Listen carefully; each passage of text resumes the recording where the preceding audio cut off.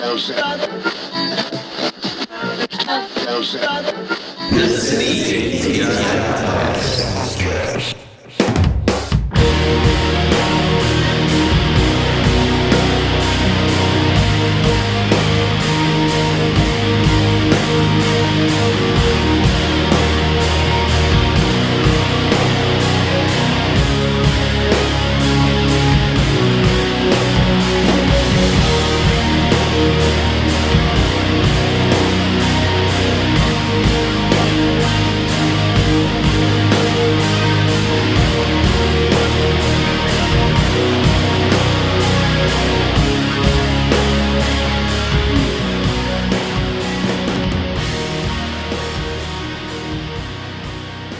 Alrighty, folks, welcome back to the ATI Podcast. Barrett Lewis here with Josh Welch, as usual, and our main man, Nodnarb, on the call.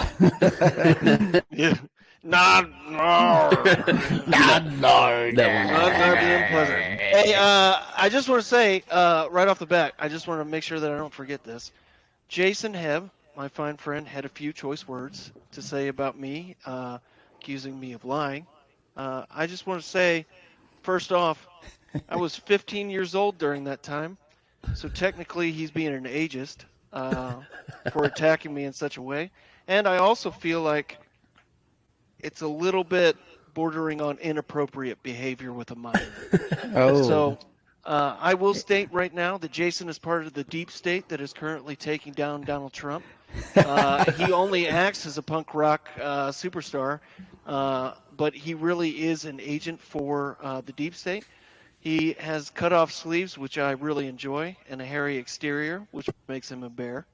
And I look forward to discussing this a little bit further with Jason on a one-on-one debate, hopefully during one of our wrestling episodes. Well, he might be in witness protection now, considering you've just outed him. He is one of the informants for the FBI investigation that we're going to get into. Get him out.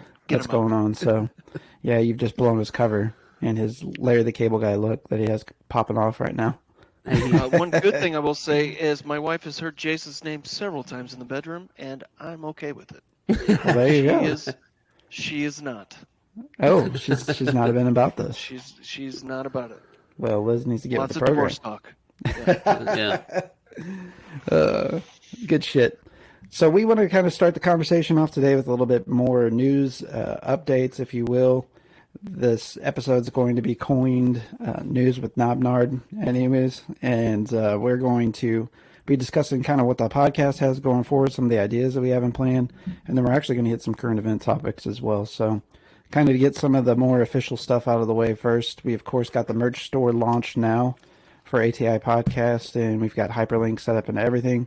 If nothing else, go to our flow code. It has all of our contacts, where to follow us on social media, where to see the live recordings on Twitch, where to buy our merch. We've also got your shop, Brandon. Yep. On there as well. Yep. Nodnarb's shop on the flow code pages as well. So quick links to get to. Thank you, guys. Edaw's Emperious Emporium, and we also got a link to the Waxing On page on Instagram as well. So we're kind of tying things all together, and so just it's a real easy jump. Just hit that flow code link. It is our primary site URL on all of our stuff, so can't miss it. Other thing I want to talk about is we got the big merch giveaway going on. Yes. I am modeling for anybody on video today. It turned out great, man. The ATI Podcast trucker hat. Yeah. Mm-hmm. Looks great. Mm-hmm. Looks great. Mm-hmm. The snapback. Mm-hmm. Oh, yeah. Bougie bitch. Okay. Bougie. I'm kind of ratchet. And, Then we've got the stainless steel drinking cups. Craftsman or Black & Decker? Ratchet. Craftsman or Black & Decker? I ain't cheap, baby. And then we have the cup drinking of coffee glasses. in the big time. As well as the coffee cups. Wow. Yeah. And Looking good. we must also promote. We've got vinyl stickers available in the shop. Very inexpensive, $3. And then we've got the buttons for $2, I believe it is. Yeah. So, Nice. Yeah, it's a can't pack of beat 5, that. actually. Yeah, and you get a pack of 5. Yeah, I think I think Barrett said in the chat before that we're going to have dildo-themed correspondent. Yeah. yeah. We're going to set do kind of around what the this- Marvel did with the dildos for the Avengers. They did the Infinity Yeah. War themed dildos. We're going to do the ATI. Yeah. Oh, you There's guys gonna talking be about Pink Peters? There's going to be a Bear branded one. There's going to be Yeah. a Nodnarb branded one. There's going to be a Right. Josh I think that branded yeah, one. and I think that Josh's there is a has the Lucky double-sided Pierre one that facial has hair. yeah. It's a little bristly. It tickles a little bit, but you'll get Yeah. used to it. brush Then the guard. double-sided edition where we have one member on one end and the other member Yeah. on the other end. And Won't it's just our always big be dumb equal. faces like, Yeah, Just like yeah, this. It's just. Ooh! Ooh! And Little they magic actually make shots that sound shoots as up. they come out. yeah, absolutely. Ooh! What's Ridges going to look like? God. It's most likely just going to be dressed exactly like Jesus. It's going Okay. to have a robe. There we go. It's going to have longer hair. Little, The Shroud of Turin. But this one will be a little bit darker skin because Jesus would have had darker skin, right? Of course. It's controversial. Like Ridge. I understand, but yeah. So it'd have like the Shroud of Turin kind of wrapping whenever you go to unbox it. Yeah. It's a special unboxing. Damn. And Yeah, there's then- like a gold rope. Or And then- that's the thing about the packaging. There's a bunch of thorns in there. Yeah, So it's got to work your way you through have that. to navigate the thorns Yeah. to be able to get to your righteous. You really don't love our Lord and Savior unless you weed through the Pleasure. thorns. Hell yeah. So Dedication, baby. Sacrifice. life in purgatory, if not. Yep. So, anyways, we got the themed Painful. dildos coming up on the shop too. Yep. And really, the only thing we haven't really talked about explicitly on the show, we've got long sleeve shirts, we have hoodies, we have T-shirts as well. And again, what's great about the shop is you can customize the colors. You don't like the colors, kind of our default color schemes. There's yellow, black, white, as well as gray. But you can even choose other colors like dark blue, light blue, pink, green, so on and so forth. So we'll start to put out some more merch designs and what have you in the future. But right now we're just kind of starting off with this limited run to see what the interest may or may not be. So speaking of merch, we're doing a merch giveaway. So all you really need to do is just like our posts, tag your friends in them, and then share them about the merch. Yep. And that'll put you into the drawing. I've had a lot of people just like a picture or whatever the case is, but a few people have followed through with that extent of like tagging a friend or retweeting, or sharing in your stories or on your timeline. Just follow through, do one of those things. It's real easy, and we haven't had a lot of submissions yet, but we look forward to people hearing this and then getting engaged and start sharing that. Yeah, So, I figured, we probably hold off a little bit. Yeah. Let people share it up. And then we're not even going to put up a deadline right now just to make sure we have enough people participating. So kind of what the packages are, there's going to be the trucker hat with a pin as well as a sticker. Then there's going to be a stainless steel cup with a pin and sticker. And then we're going to have the coffee mug with a pin and a sticker as well. So We there's recommend three that you chances at tag. prizes. We recommend that you tag your parents. Yes. Your bigot uncle. Especially your if they're not into grandparents who are sacrilegious close things. to death. Yes. And are extremely Christian. Your preacher who might have touched you at one point in time. Or a cop, Your especially dog. this year. Yeah. Cop. Yeah. Oh, God. So just to get a was close it? look at the design here, and if not for the faint of heart, we do have marijuana leaf on our design See, as well. My grandma would have died just then. She Yeah. saw that sticker. She would have fucking. as she well would as just a stuck it. pentagram and a Black Phillip goat. So, Yeah. and it is an homage to what we love, which is beer, too. So Yeah. it's kind of the holy trinity of upsetting somebody in your family, especially if you live in this area. So if you're looking to piss somebody off The ATI. and you haven't it even will listened take- to the show, It's a very Go for it. minor thing that will really upset them. yeah, It'd be a great Christmas gift. yeah. In fact, Yeah. I think I might buy it for my mom's preacher. There you go. Get So- your shopping done early. You Yeah. know what I mean? Early Yeah, just send it to them, wrap it in dog shit and everything. Speaking of shopping, it is back to school season, everybody. Yeah, So send your send kids- your kids to Yes. school with And a an little 18 sacrilegious. Oh, yeah, dude. Little Pot beer leaves, cup. yeah. Hey, Absolutely. kids need a drink too. Yeah. Even Stay if it is the hydrated. blood of Christ, the actual blood of Christ. So we'll have lunch boxes next, and so That's we're making sure actually hitting that school A demo. brilliant idea. Like a 10 Really hitting that school demo. I like that sentence. We're going for the kids, the youngins, Targeting. the youth No. of the generations. Targeting the It's audience. turned into an entirely different podcast. Yeah. See, this is what happens when we don't have a format and we're totally off the chain around I here. love It it. starts getting I wild. love it. This is chaos, and I'm all about that. Since we have not had Brandon on the show to talk specifically about his shop now, and that it's up and running too, I wanted to give you a chance to elaborate on that and where it's located at. Brandon, where people can find your work outside of, obviously, we mentioned they can follow the hyperlinks that we have.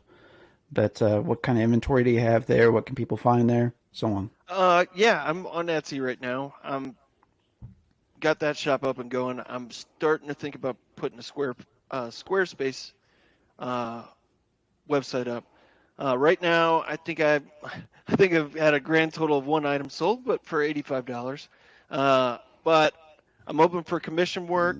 I've really been pushing for that lately. I think I just did that last week where I mentioned that I was ready for that. Well, I mean, if you want to delve into, like a metal mind or a fucked up mind, then you just got to look at the monsters that I create.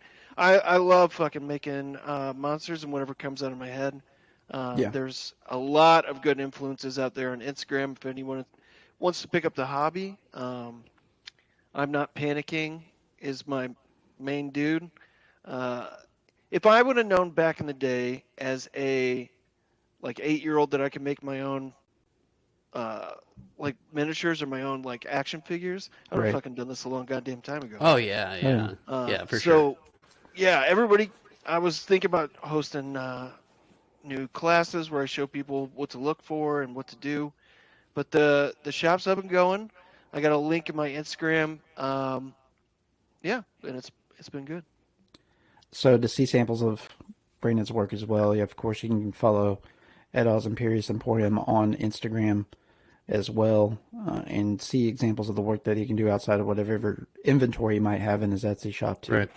And, right, it's not just limited to that. And I'll be sorry, I didn't mean to cut you off. That's okay. I'll be adding a couple different models here soon. Both of which have been shown on my Instagram. I'm moving right now, so if you hit me up with commission work, just let me know in my DMs, and we'll get you started. I work a lot like a tattoo artist. We bounce ideas off of each other, and then we get at it. So, yeah, perfect. So, as far as what type of turnaround time, I guess it would be kind of contingent on what the project is, obviously. Whether you're doing a figurine or a diorama or whatever the case is, the more extensive the work, the longer the turnaround time, obviously. And I shouldn't say that I've only sold one item. I've done three commissions in the past that can range anywhere from $50 to, I think the last one I sold was $250 for Warhammer 40K. It's a little bit different. We talked about it last time. It's much more COD-like in the way that you play tabletop, but I'm always down for conversation, and I do put a indefinite time that it's going to be finished, and I'm always there to answer any questions along the way. I want to give each and every one of those things my own unique touch and not just throw things together and paint them. Right. So, and the appropriate attention, too, as you come across each project. I know. You even put up pictures, progress and stuff you share in our group chat and everything. So I'm sure that anybody that you're working with on a collaboration like this, they can probably expect the same type of updates throughout the process too. So that should suffice any anxieties or anything about what work's being done and how things are progressing along too. We're in the age of technology. Yeah, and I forgot about this. I just recently talked to the boys from Bloodspawn. And I might be doing something for them here soon, so stay tuned for that. Oh, that'd be cool. That's a nice segue into the fact that we will have Bloodspawn next week, so we want to talk about a few things Super that we excited have for that, man. in the works for the show. So yeah, the calendar's pretty full up. In fact, I didn't even update Josh this yet, but we are booked until November 13th at least. Holy moly. That's awesome. So anything that pops up between now and then, we're trying to fit it in. I've got an opportunity too to get the show a little bit more of international exposure, and we might be able to do an exclusive early band review of an album that's coming out of a well-known band. I don't want to talk about it too much until it actually happens because I don't want to, count my chickens before they pop off. But anybody that listens to our show and is aware of the type of music that we listen to, especially this one. But yeah, so just kind of talking about what we have on the schedule coming up. Next week's Bloodspawn, as I mentioned, on the 25th, we're going to do another edition for our Killers, Conspiracies, and Cults, and that's going to be the Gacy material. Gacy and in particular, we're going to talk about the Gacy tapes. It's going to probably take up most of the conversation, as that just came out on Netflix here in the recent months, and it is the same folks that did the Bundy tapes. It's kind of the same platform, same producers and what have you. So if you haven't checked that out, it's not necessary per se to listen to the episode, but there will be talk of it. I'm going to rewatch it because I watched it right when it came out, so I'm definitely going to refresh. It's been out for probably 2 months or so now. Yeah. I'd say. Yeah. Yeah. So I'm definitely going to refresh. And so September 1st, we're going to do the League, ATI Podcast, Fantasy Football Hell Draft. yeah, boys. So even if you know nothing about fantasy football, we're going to make it entertaining. We're going to be live with anybody that wants to participate. We've got a limited league. We do have one spot open, and we are leaving that open for any viewer that wants to get in on this. Yeah. So anybody that's listening right now, watching right now, hit us up, DM me, Josh, whoever. We'll send you an invite to the league. We just got one spot. There's only criteria. I know that Kathy Gifford is one of those individuals that might want to jump in. So. Well, she's already secured a spot. Oh, we've got her and Rosie O'Donnell are both actually in the league. So, Rosie, little fantasy celebrity play here. So we've got one spot open. So if you want to be a part, the only commitment is we'll give you the details, but you got to shoot me a $10 bill, and the winner of the fantasy league gets $50. Second place is $20, I believe, and then third place you get your buy-in back. So. It is for fun, but it's a very small amount too. So, it gives you an incentive to play week to week and be competitive.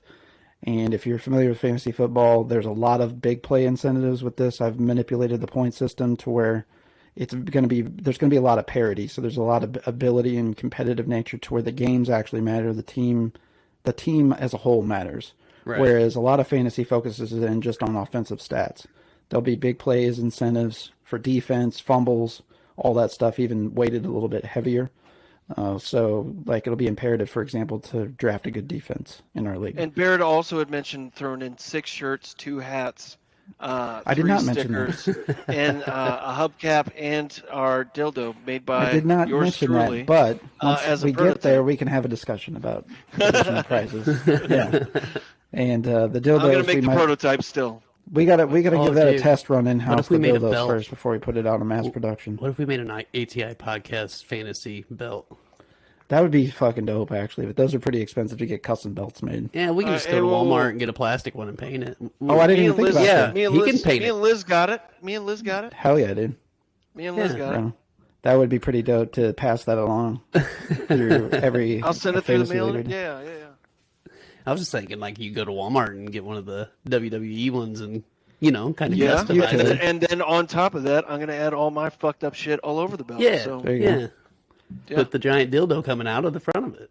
It's probably not going to happen, but... Yeah. So we talked about the Fantasy League, $10 buy-in. Hit us up. We got one spot open. After that, the week following that, September 8th, we've got Slide coming on. This is a Philadelphia shoegaze band, and they're actually getting ready to announce an album release. So we'll probably have some exclusive stuff to...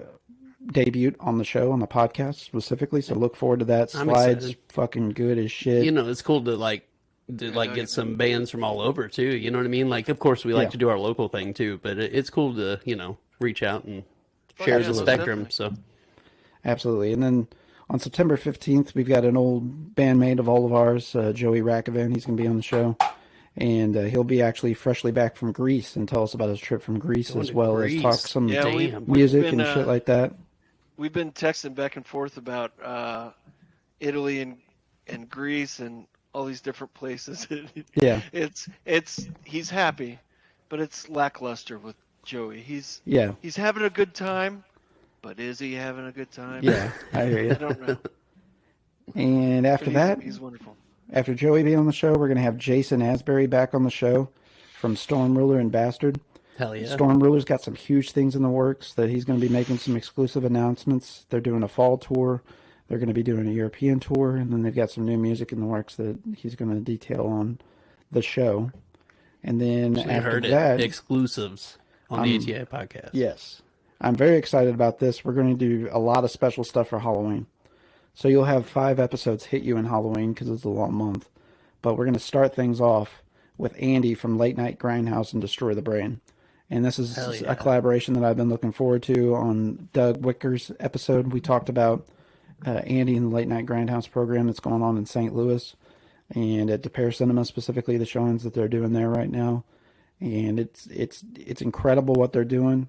I can't commend what they're doing enough. And really looking forward. This to me is of the best things we have in the works coming up. But that's going to start off Halloween for us.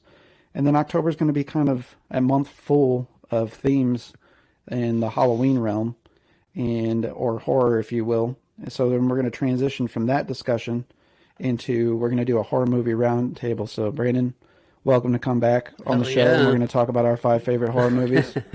And we're going to try and keep from any overlap. So we've already got some honorable mentions we're going to put in the chamber in case somebody calls out the other one. And we'll elaborate on each of each other's if we've seen it and what our favorite things are about it. Are we doing favorite of all time?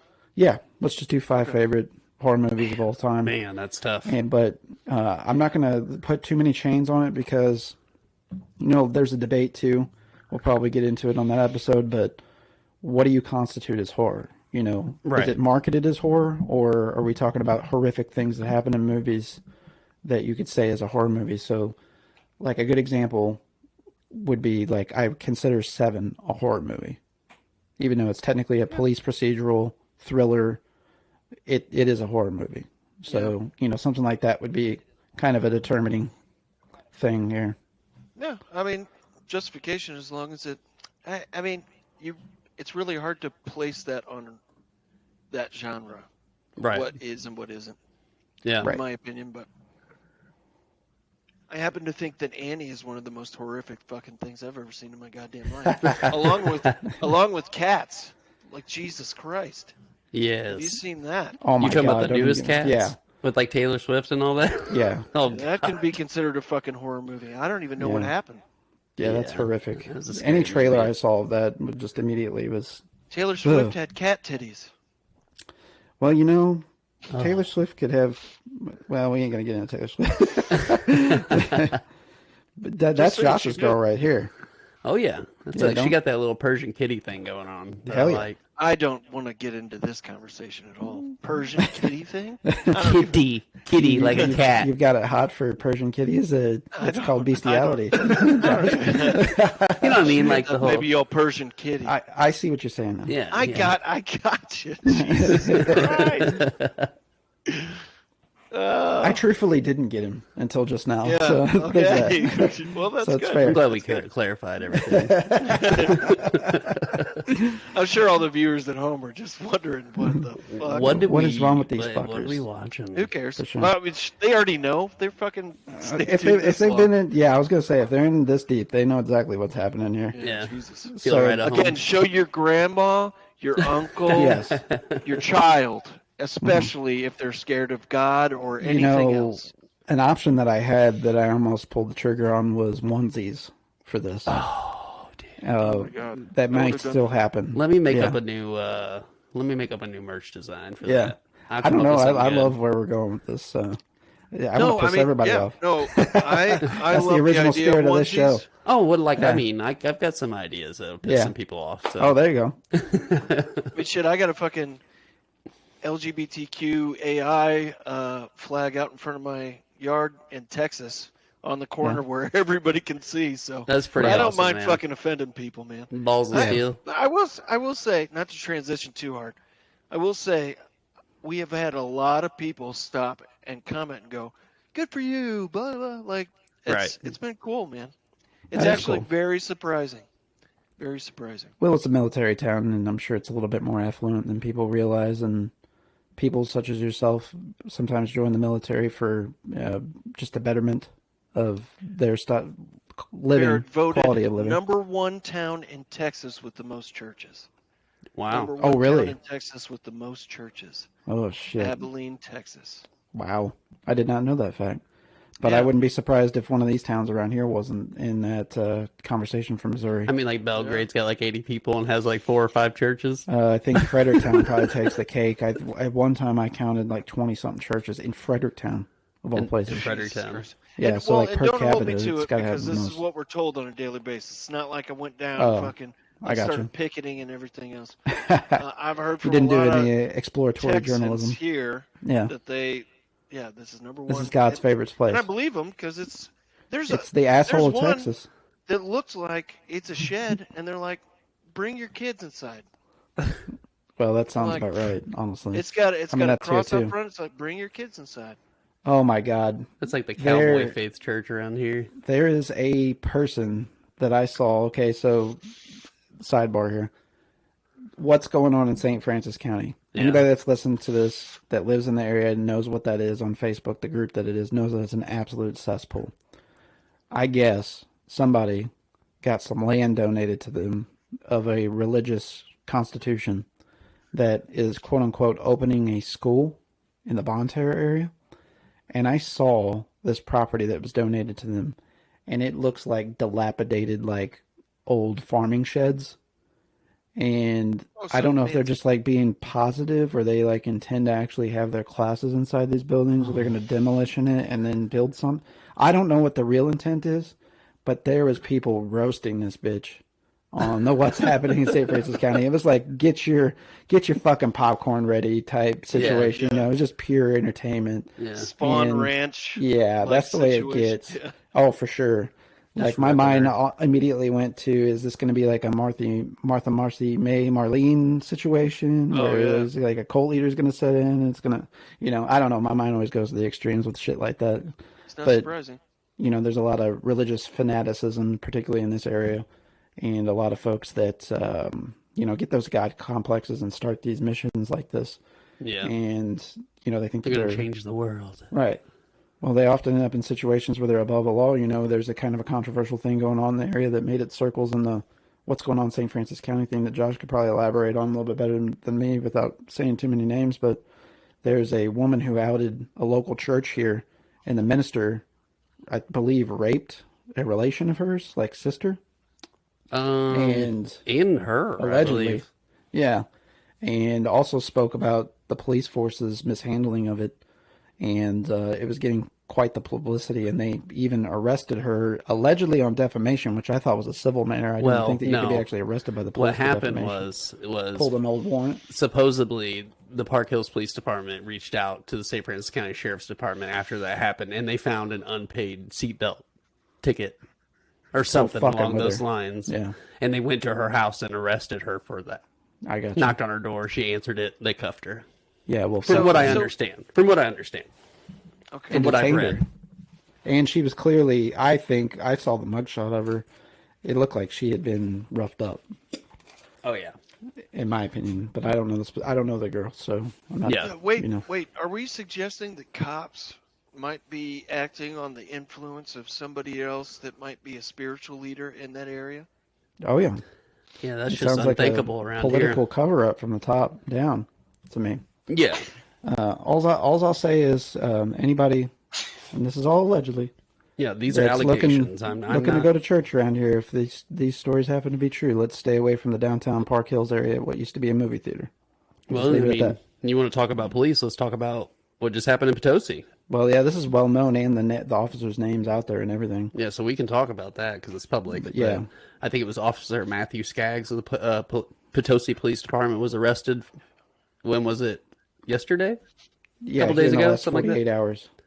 And yeah, for what was the final charges? Allegedly sodomy with a 15-year-old or younger. Yeah, I think so.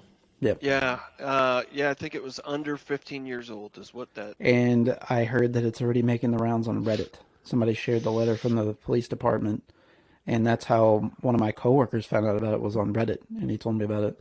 It's already getting all kinds of shares across Reddit. It's getting, internationally infamous now. Yeah. Good. And I think it's unusual. Bring the light to it. Well, yeah, absolutely. I believe the chief of police is the one who wrote the letter that is making its rounds with all the details, and he basically said that this was all that he was going to do to speak on it, which they acted very swiftly. They engaged the Missouri Highway Patrol immediately to start the investigation. They had the guy in cuffs and in custody within 24 hours. So the guy immediately resigned and turned in his peace officer's badge. So I don't think that there's any, unless he gets legal counsel that encourages him otherwise, I think that there's immediately some sort of, on some level, an admittance of guilt. Yeah. So yeah, especially when you're like already resigning and Yeah. giving up your license to be a peace officer, and Right. you know, yeah, those are pretty serious steps. People that are not guilty of these things, I would assume, don't do those things Right. immediately right outside the gate. I'm just speaking in generalities here, but it's a well publicized thing that's going on in the area right now. So make sure that if you feel like there's some wrongdoing by the police, you go through the proper channels and you report and follow through. That's all I there's can say. somebody that will listen to you. Don't ever think that Right. you can't. You know what I mean? Like, it's talk to somebody, no matter who it is. Especially now. Especially now. Yes. Because, yeah, man, Jesus. Yeah. Something like that, as a paralegal, I see that quite a bit. And luckily people speak up and say something. Sometimes they take advantage of the situation, but most of the time it's not like that. So, yeah. Yeah. People will listen. The ATI Podcast will listen. Yes. Yeah. And we will report. And if not that this is exactly what the agenda of the show is, but I do want to leave our door open, which Brandon's already mentioned and Josh has agreed to. If there is somebody that has a story like this that they don't feel like their voice is being heard, DM us. Let's have a conversation. Let's We'll be your outlet. Using our Absolutely. platform to help get your word out, your story out. Yep. We can have a conversation I'm about always down for that. Anytime that we can bring awareness to anything that needs attention, I'm down with that. Absolutely. So to finish up our talk on the show agenda stuff, just to get the kind of general housekeeping stuff out of the way, back to the not so serious stuff. Back to talking about dildos and fantasy football. Yes, back to dildo football is what we're going to be playing for all the coins. On October 13th, we're going to have Logan, which is a mask maker out of St. Louis, who's done some independent projects and what have you, but he mask making, effects makeup, that sort of stuff, costuming. We're going to kind of get in the weeds with him, but kind of his wheelhouse is horror and things of that ilk. So he's got some work out there on Instagram that we'll be sharing as well. The guy's sick, does a fantastic job, and we'll be spotlighting his work and what projects he might have in the works, spotlighting things that he's done in the past and what he can do in the event that somebody's looking to employ his services. And then right after that, I'm pretty excited about this. We're going to have a buddy who's submitted a couple things to the show. So Robert Scott, Bert. Hell you yeah. guys have heard his voice a few times Bert. on the show. He contributed to our Cato tribute episode. Bert also sent in 2 submissions for 4th of July. He started and ended the conversations of 4th of July stories. Which was fantastic. Which were great. Yeah. And if you will recall, his first story was about being at a little hippie powwow where a guy ate some firecracker or some sparklers. And his last one was about getting a blowjob from a one-eyed girl. So, yeah, it's Robert Scott. He'll be on the show. This episode will be called Horror Stories from Your Bud Tender. So that is his profession. He is a bud tender, and he has some horrific stories to share with us. I want that job so fucking bad. Yeah, and he lives in a major metropolis as well, so his experiences are abundant. And we are definitely going to have a good time with that one. A lot of laughs to be had for sure in the works. And we are going to close out our Halloween month programming with Pazuzu Algrada, who is a Islamic Satanist. So this is a little bit less known guy, but this is going to be another submission for our Killers, Cults, and Conspiracies. I'm really excited about that because I actually did a bunch of research about not that specific person, but the demon Pazuzu. So we'll get into that when we do that episode. He intentionally named himself Pazuzu on the account of the demon Pazuzu. Mm-hmm. So he'll be an interesting case study. Really, the only people that I've seen spotlight or talk about him is Vice. They had 2 different episodes that kind of touched on him. The House of Horrors, the Vice special. Yeah, we're going to get into a little bit more into the weeds about him, his background, his bio, kind of dial into what makes the crazy motherfucker tick and what actually ultimately ended up happening with him. So yeah, that covers October. And once we get into November, we're going to position that into some political conversations, actually. So the next episode after that is going to be ATI Podcast for President. So that's kind of an interesting episode, and we're going to get into some, I think sometimes we don't explicitly outright mention what our political motivations are and our allegiances are on the show. We talk a lot about the sociology behind political thinkings and maneuverings. We talk ill of what we find to be wrong in politics. You've heard us mainly bash, obviously, Trump and the conservatives, which that's low-hanging fruit more times than not. Easy to do, which we're going to get into some of that talk today. But we've also been critical of Biden, what he has or hasn't done as sitting president, and it's all fair criticism. We've been critical, I think, at times, and I think you've heard us talk about the snowflakes that the Democrats can be at times and the bullshit that the agendas that they try to go after. And they're just as equally as warmongers as the conservatives are. In fact, one could argue that they're starting to be the party of warmongers as much as any party. Starting to be the conservative party, the old conservative party. Right. Right. But anywho, I think we're going to just kind of go through and talk about if we were president, these are the things we would do.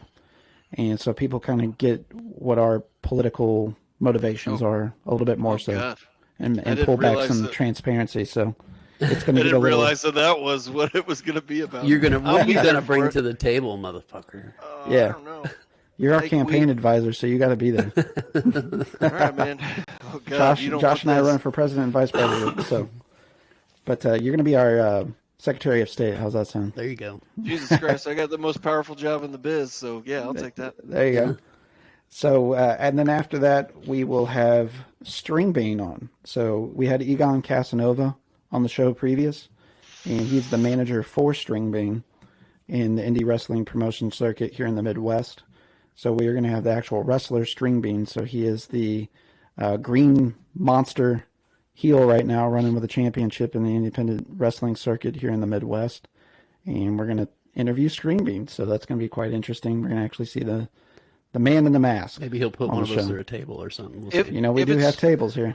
if it's possible, and we can talk about this later, since we're doing our new show, I'd like to be there too. Okay. For that conversation. Hell yeah.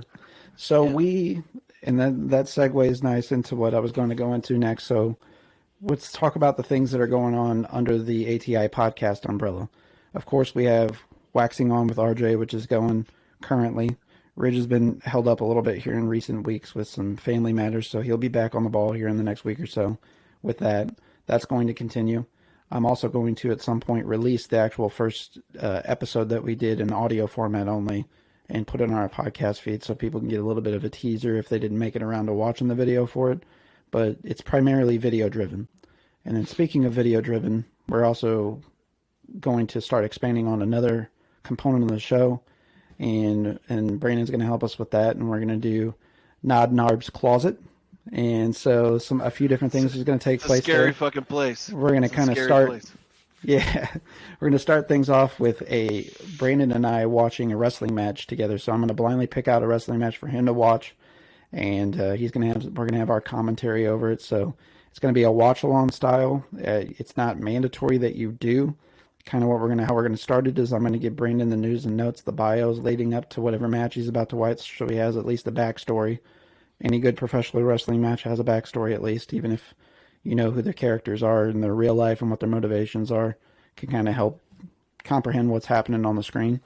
And then we're going to get into it and we're going to watch the matches. So some matches are short, as anybody who knows watch professional wrestling. Some of them are like 4 or 5 minutes. Some of them are 30 minutes. Right, right. And the catch is Brandon's never seen a wrestling match in his fucking life. I've seen Stone Cold Steve Austin do things. I've seen The Rock do things, little snippets. Yeah. I've never sat there and watched it. And my own persona will be coming out during that time. So there you go.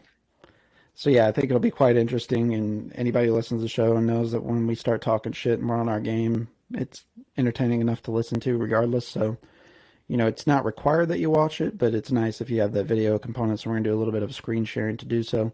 The other segment of Narb's Closet that we're going to be doing is Brandon's going to be doing some horror gameplay with his mom watching. Yeah.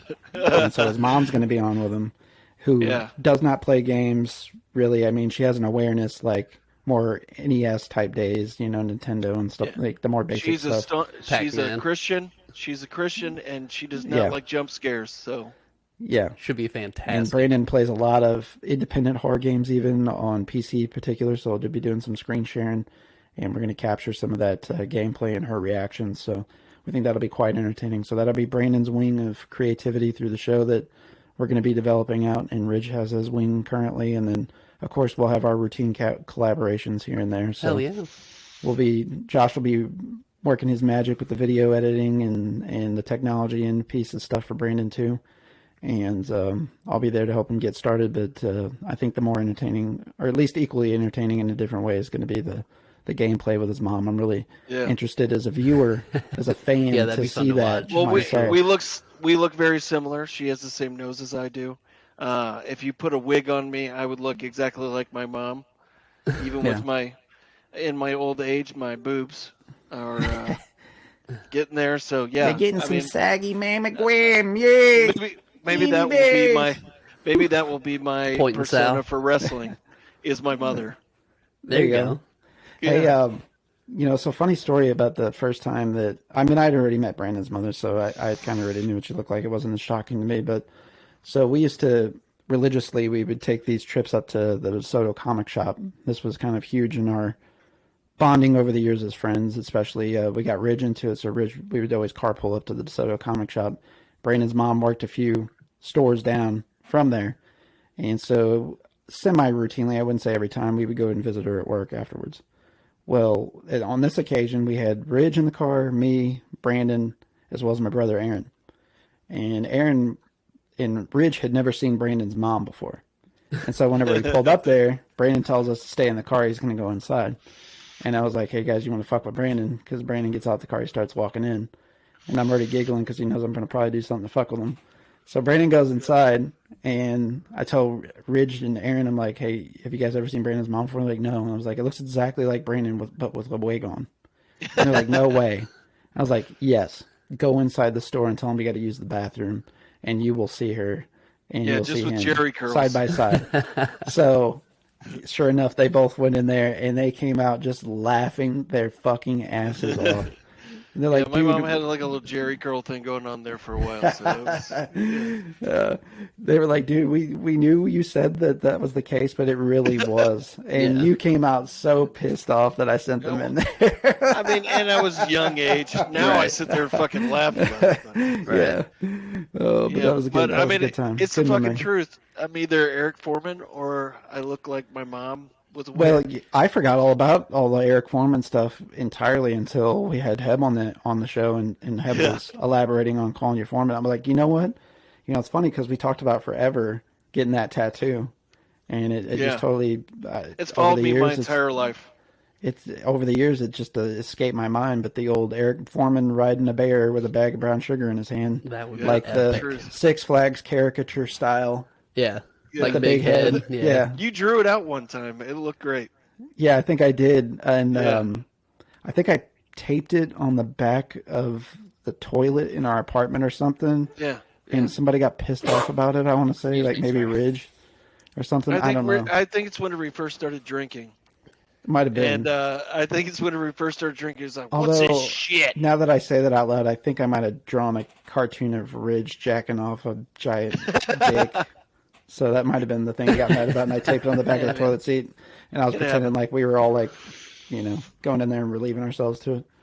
The toilet that had a shoestring for the flush lever. Remember that? Yeah, I remember that, man. Motherfucker never Those put a apartments were flush nice, lever. man. Yeah, they were They- fucking shitty. They were super Yeah. nice. Hey, the one Like the one 200 good square bonus, feet. The one bonus to it is the fact that whenever we would play shows in dress for a funeral together, Yeah. or even other bands would play there, we'd have front row. I mean, we lived Right. there, Yeah. or we could like go up there and sit down in that cockroach infested fucking apartment. That, Right. I forget what the guy's name was. Tony. Yeah, Tony. Was Then that we the would neighbor? We'd bring him. No. No. So the neighbor was Crutches. He Yeah. was. A handy capable a fellow thief. that was Yeah. a meth head and thief. Yeah. Yeah, Yeah. and thief. But Tony, every time that we go down to pay him, and like, hey man, Tony, you gonna fix those cockroaches? And like, yeah, I'll fix the cockroaches. Oh, I remember who you're talking about. Dude, now. I set bug bombs off on the ceilings, remember? They had drop ceilings in there. And I did not give a fuck if the meth heads or not had their ceiling tiles out, because that's how we tried That to get meth in was our... made out of that shit anyway, so why Yeah, it would it doesn't matter? matter. They probably tapped into it. They're probably up there snorting it. But I fucking set off bug bombs up in the ceiling tiles inside those fucking apartments, dude. And it did quail most of that for a little while, but Yeah. But we had whenever- literally had roaches crawling out of the freezer. Oh man. No Yeah. exaggeration, did we not?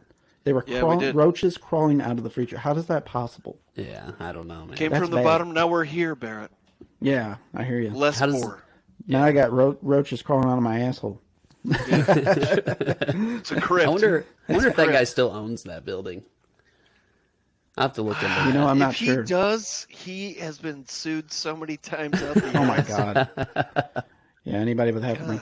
You know what was amazing about that? I was telling a story to somebody that we could play in Nature's Cup all the time. I think it was Brad.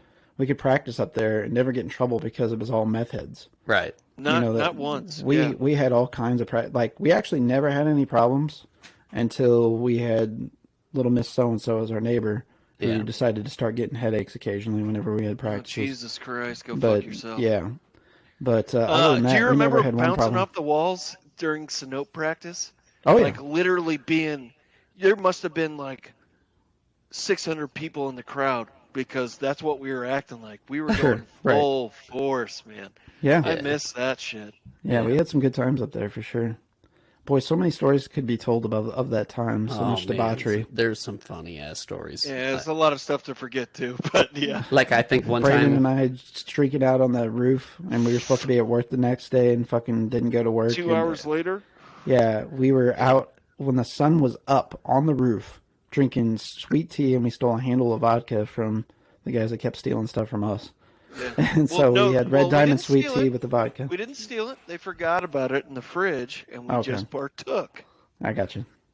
Yeah, my memory was fuzzy on that one, but we drank all night until the sun was up, and then I remember the girl I was dating at the time come over to hang out with us, and I was on the roof in my underwear, just laying In on our the roof. skivvies. Yeah, and you were all like We were- hungover inside watching a movie, and I was just like Yeah. laying on the roof. Just No, we were out people there were for a while, man. honking We at- were. Oh no, yeah. you were definitely out there into the morning with me, but then you went inside and fell asleep for a little bit, and then started watching a movie. We hit our buddy from his crazy girlfriend. Oh my god, that's another story. you remember yeah. that? You were there that night, So right? yeah, we had a run of apartments at this Nature's Oh, Cup Casey? place, and then across the street Oh, sorry. No, we had No, you're good. across the street we had another run of apartments that our friends lived in, and so we'd always bounce between apartments having parties. Yeah. So one night we're all over partying at our friend's apartment complex across the road, there across Karsh in Farmington, and he and his girlfriend get into a bad fight. Well, it was like, you know, if they got into this bad of a fight, they would like get physical. with one Yeah, another. it you had was- to like it was a physically, really toxic pull relationship. apart and move them Yeah. apart. Yeah. So, and this was occasion too where we're all broke. Somebody put a carton of cigarettes in the freezer as well as a whole fifth of Ruppelmans, and we took that all with us while we were at it. And we all left and went and stayed at our apartment, at the Nature's Cup apartment. It was me, Brandon, Josh, and our buddy Tony. And we drank all the Ruppelmans that night. Yeah, I could never drink Ruppelmans again. yeah. Ugh. And probably smoked half that carton of cigarettes in that night. Oh yeah. And constantly we would hear, Tony, come out here. Talk to me. Talk to me, Tony. Tony. I know you're in there, Tony. I know you're in there, Tony. Tony. Tony. Tony. It was wild, man. Yeah. We For slept well that night. 4 or 5 hours straight. It was yeah. bad. It was really bad. Yeah. And normally we would crack the window in our apartments and crawl out on the roof and like hang out at night because it was our AC was shitty and Yeah, stuff. man, So and we'd dude, hang out at and night. that was the greatest. I miss those so much. So the apartment sucked, obviously. Yeah. But we literally the good go from times. our bedroom where we slept in together, like in Yeah. separate beds, but sometimes together. We would leave the window like it was an entrance to the house, go out on the roof, smoke Yeah. out back or do whatever, and then go hang out on the walkway that led up to it. Like Yeah. Yeah. that's whenever I had my longest hair. I had hair down to my fucking like past my shoulders. Yeah. No, You just drive love by it. Nature's Cup, and if people were hanging out on the stairs, you just swung in. Well, we we barbecued up there one time. I remember I went to Walmart, bought like a cheap like $20 barbecue pit, and then taped stuck that it. motherfucker. Yes, We taped stuck that it on motherfucker to a milk crates, and then taped it to the milk crate, then taped it to the banister. Yeah. And then because at first we had it in the walkway, I was like, this seems kind of like unnecessary. Let's tape it. We had it like dangling over the edge of the balcony, right over the entrance into Nature's Cup. So like any of that ash could have fallen down on somebody. Oh, man. Just like going to that building. And I made probably like, I don't know, like people just all of a sudden started showing up, and it was just like started out like a couple of us. Like I think like maybe me, you, Ridge, maybe Josh was there. And then like tons of other people started showing up, and I only had like 6 or 8 boneless chicken breasts, and that's like all that I made on the grill. You know. Well, we made those. We Walmart came out with these very specific like burger packages where they're like mushroom that's right. and rosemary and like jalapeno all these cheese. different ones. So whenever we'd get a paycheck, we'd get those and then bring them in, and then people are like, "Can I eat?" I'm like, "We're not going to quarter this motherfucking burger right now." What are you? Yeah. Like, No, that definitely did happen. Yeah. And then everybody up there drinking, and you know, it's just, and everybody's hungry, and it's like, okay, yeah, whatever. You don't care, but like, you know, 2 dudes who were living, we fucking paid our rent with a fucking change jar one time. Yeah. I think our rent was like $225, and that was electric included and everything. 1-bedroom apartment, maybe 200 square feet. Motherfucker did never do nothing to the apartment. I would guarantee you that we were the only tenants of his that weren't drug addicts. It's a pickle jar. Yeah. I still have the pickle jar because you brought it back. Because I sent it down with you in the pickle jar, and then we had a bunch of singles. I mean, we just had enough to pay rent that month. Yeah. It's okay, no more cockroach. Yeah. No more cockroach. Yeah, right. He used to talk like that. I'm not being racist. Come on, guys. Yeah. He used to talk like that. He was a white guy, you know? No, he wasn't. So.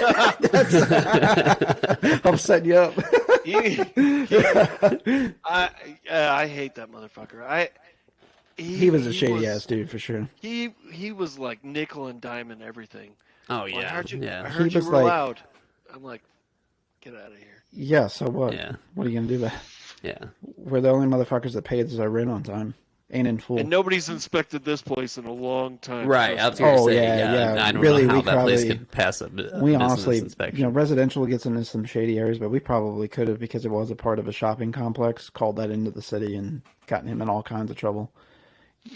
I will say the electric worked at least. There's that. Yeah. It did. Yeah. Yeah. That's one fridge positive. was good. The only thing is whenever you got into the microwave, it was a question of whether or not you were going to radiate those cockroaches more. Right. Or, right. Yeah. Like you were going to turn into some fucking monster from the Incredible Hulk. You know, like the Abomination was about to fucking kick off or something here. My mom brought up this story the other day. She's like, I remember moving you or helping you guys move from those apartments. And we just took the microwave, and me and your dad just went, let's just leave it at the foot of the front door. Let's just leave it. Yeah. I remember the time I went with your family down to Thanksgiving with you, and they sent us back home with all kinds of shit. Like, I think we took your dad's truck down there, and I just worked like 16 hours straight or something. I was just wanting to sleep. Like, your parents were like, no, you got to come. You got to come. So, like, pressured me to go to Thanksgiving dinner, and I, like, slept in the truck the whole way. But we brought back, like, a fold-away bed and, like, dishes. Dude, I still got some of the dishes that we got. That's awesome. Yeah, That's how long they've lingered around. I think me and Alyssa still have some stuff that we bought when we first got together when we were, like, teenagers. Why would you get rid like of it? 18, 19, yeah. So. Yeah. It's sentimental. Another great story from the Nature's Cup days was one night we were out drinking. Obviously, there's a common factor here, right? Where we were drinking, but we were shit faced, and I thought we were Hastings across the road had a toilet sitting out there. Why? No idea. It was for sale. It was sitting there, and I was drunk enough and brave enough and a horse's ass enough. I was like, "Has anybody got a newspaper?" And you're like, "Why?" I was like, "I just need a newspaper." Somehow we got a newspaper from somewhere. I don't know where. I proceeded to walk across the street without telling anybody what I was going to do, pulled my pants down, took a shit in the toilet right there on cars, right on the highway, and then pulled my pants up. On our razors, like razor phones, Motorola's. And I walked back over, and I don't know whatever happened to that shit or that toilet, but I shat in the toilets right next to the... That's These fantastic. goddamn kids around here keep shitting in my toilet. It's just why, for show. why would you put a toilet out in the front of your store? They couldn't have and go, thought that anything "We good sell was going to these come of that here. situation. We sell things. We sell these here. Yeah. Nobody's going to take these Right. or take a shit in Yeah. them or like Right. what the fuck." I don't Really, these stories, they tie in with last week because we did kind of talk about how we first met Brad and stuff, and that was through Dress for Funeral, of course, and then Josh and I became really good friends with you, Brandon. Yeah. Yeah. And- I remember seeing, I think it was you and Josh out in the crowd at one of the shows that we played with one of those shitty bands. What was that? It was essentially like Tech Nine back in the day.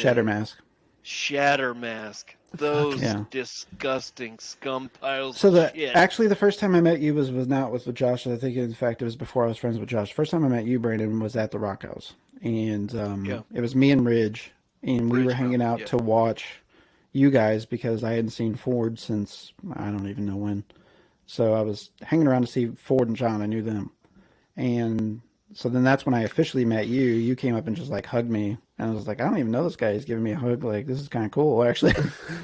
You know, like you're being extremely friendly to me. I was like, nobody's ever like been this friendly to me out the gate. Yeah. I was like, this guy's actually pretty cool. And then you just started wanted to doing touch your stuff with butt. Breedlove too.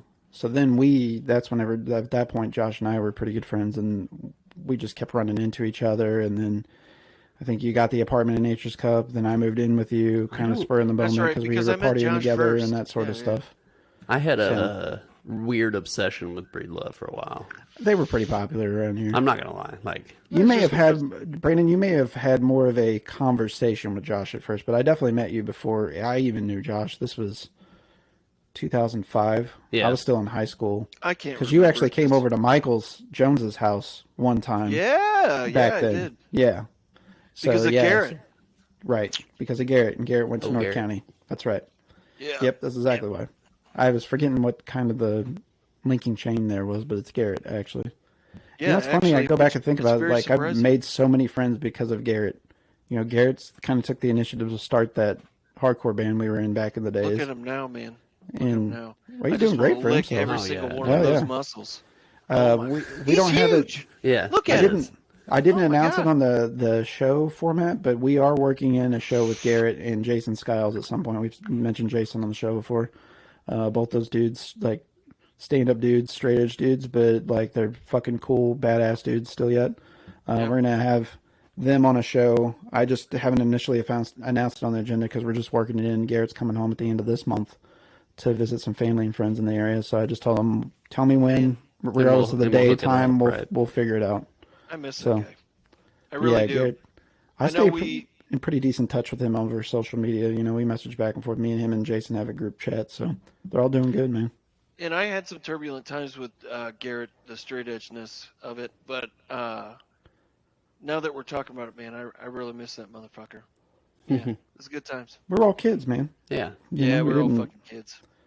Perspective is everything. Time heals all wounds, and perspective really rounds out your worldview. You know, so Yeah. you know, we even talked about this back on Heb's episode. You Yeah, know, there was I was gonna say, kind of yeah. some movements at the time of like a lot of elitist, militant, straight edge movements that were going on, and it was easy to get caught up in. You know, because you had a sense of belonging, but you know, you can liken it into any other discussion that we've had, like in the past. You know, whether it's religious fanaticism or anything, like you can take anything too far. Right. You know. Yeah. Yeah. And I think where mine came from and where our arguments came from is I ran with a group who was completely opposite. Right. Me was too. Breedlove. Yeah. Breedlove actually started my whole venture into anything of that kind, and it's only Right. because I picked up a mic one time and tried to play with those guys, and they liked what they heard, and I loved the controversy behind them. And we were, as a group, because of things that had happened, we were always against straight edge kids. So yeah, it was very cliquey back then. You say that, but it was always weird because it was like, Breedlove to this day, though. Baby. yeah. Yeah. But it was always weird with them because it was like they were who they were, but they always had like a following of like hardcore dancers that were straight edge. Right. That Yeah, followed them it was around simple. everywhere. It Andy was Bunch. like, Because was I like, think they got the gimmick. I think they got the whole Yeah. gimmick of it. It's a but them joke. dudes partied. You know what I mean? Yeah. Andy Bunch ran deep with him. Yeah. Remember him back in the day? So it was kind of, for me, You it know, was kind of like, I still follow what? him on Instagram. Yeah. Yeah. I always this got day. along with him. Oh, the Breedlove guys? Or Well, are you yeah, talking about? Andy. Oh, too. Andy, yeah. Andy used to be at all kinds of hardcore shows all the time. He was always beating the shit out of people. Oh, yeah, dude. Yeah. I've Well, seen he's him went with hard. some motherfuckers. Him and Have I ever told the Roadblock? story about the... what was that other guy's name? Wasn't it Roadblock that used to come to all those? Blocker, No. Blocker, No, Michael Blocker. That's who I'm thinking. Oh, of. maybe so. But Yeah. I'm thinking about the big old boy Ginger. I can't believe I can't think about it. A Fumble. Forgot about him. Fumble. I Yeah, love Fumble's a big old fucker. bastard. Yeah, but he was a Fumble teddy bear is- if you knew him. He is the greatest human being on the planet. The Yeah. nicest, sweetest, calmest. But as soon as you put him in that pit, he's gonna beat He the was a monster. fuck out of you. Yeah. Oh my I saw God. him fucking floor some motherfuckers back in the day.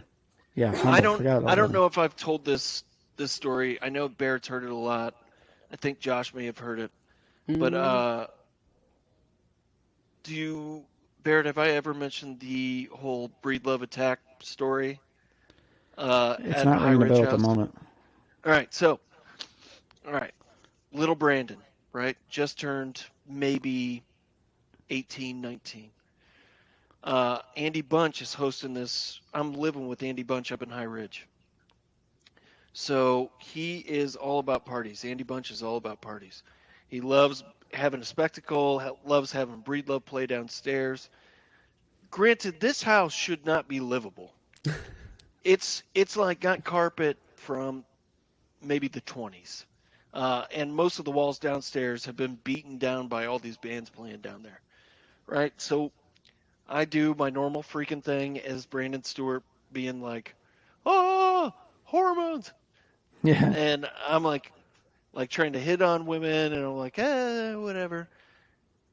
And I'm making out with a girl in the back in Andy Bunch's room because that was the most quiet room. Nobody ever went in there. I had a key.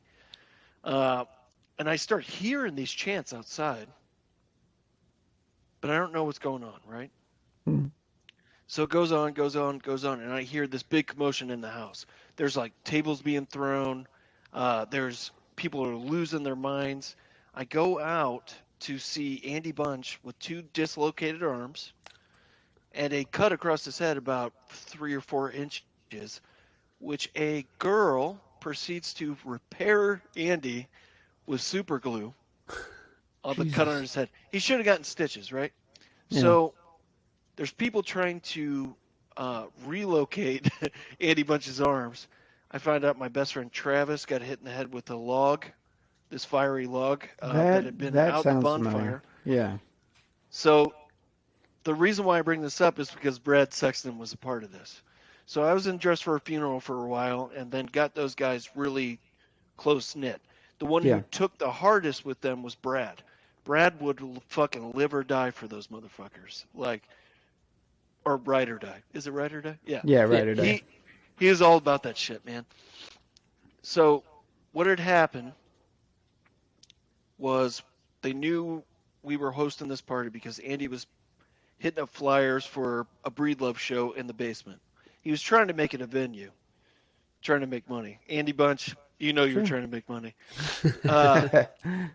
So this is all going on. We've had cops there in the past, blah, blah, blah, blah. So after the show, a group of people start to go out to the road, and one individual, I know his name, I'm not going to say it, starts throwing fucking rocks and newspapers at. No, this is separate. Sorry. Bunch of straight edge kids come to the house at the same time, acting like they're partying. They shatter glass, put it in the toilet, flush it down. They're like fucking up things. One person in particular hits one of the nicer people on the planet, which is Travis, in the head with the flaming log. Yeah. Puts him down. He's knocked down. He's bleeding. I would imagine. Yeah. Oh, we're talking Travis, the lead singer, right? Yeah. Okay. Yeah. Travis and Brandon went to school together. Yeah, that's right. Friends. Yeah. Well, we were best friends through family. We didn't go to school together, but that's how I found out about D&D. I'll wrap this up. Yeah. Anyways, You're good. Sorry. A bunch of straight edge kids jump into their car and start backing up.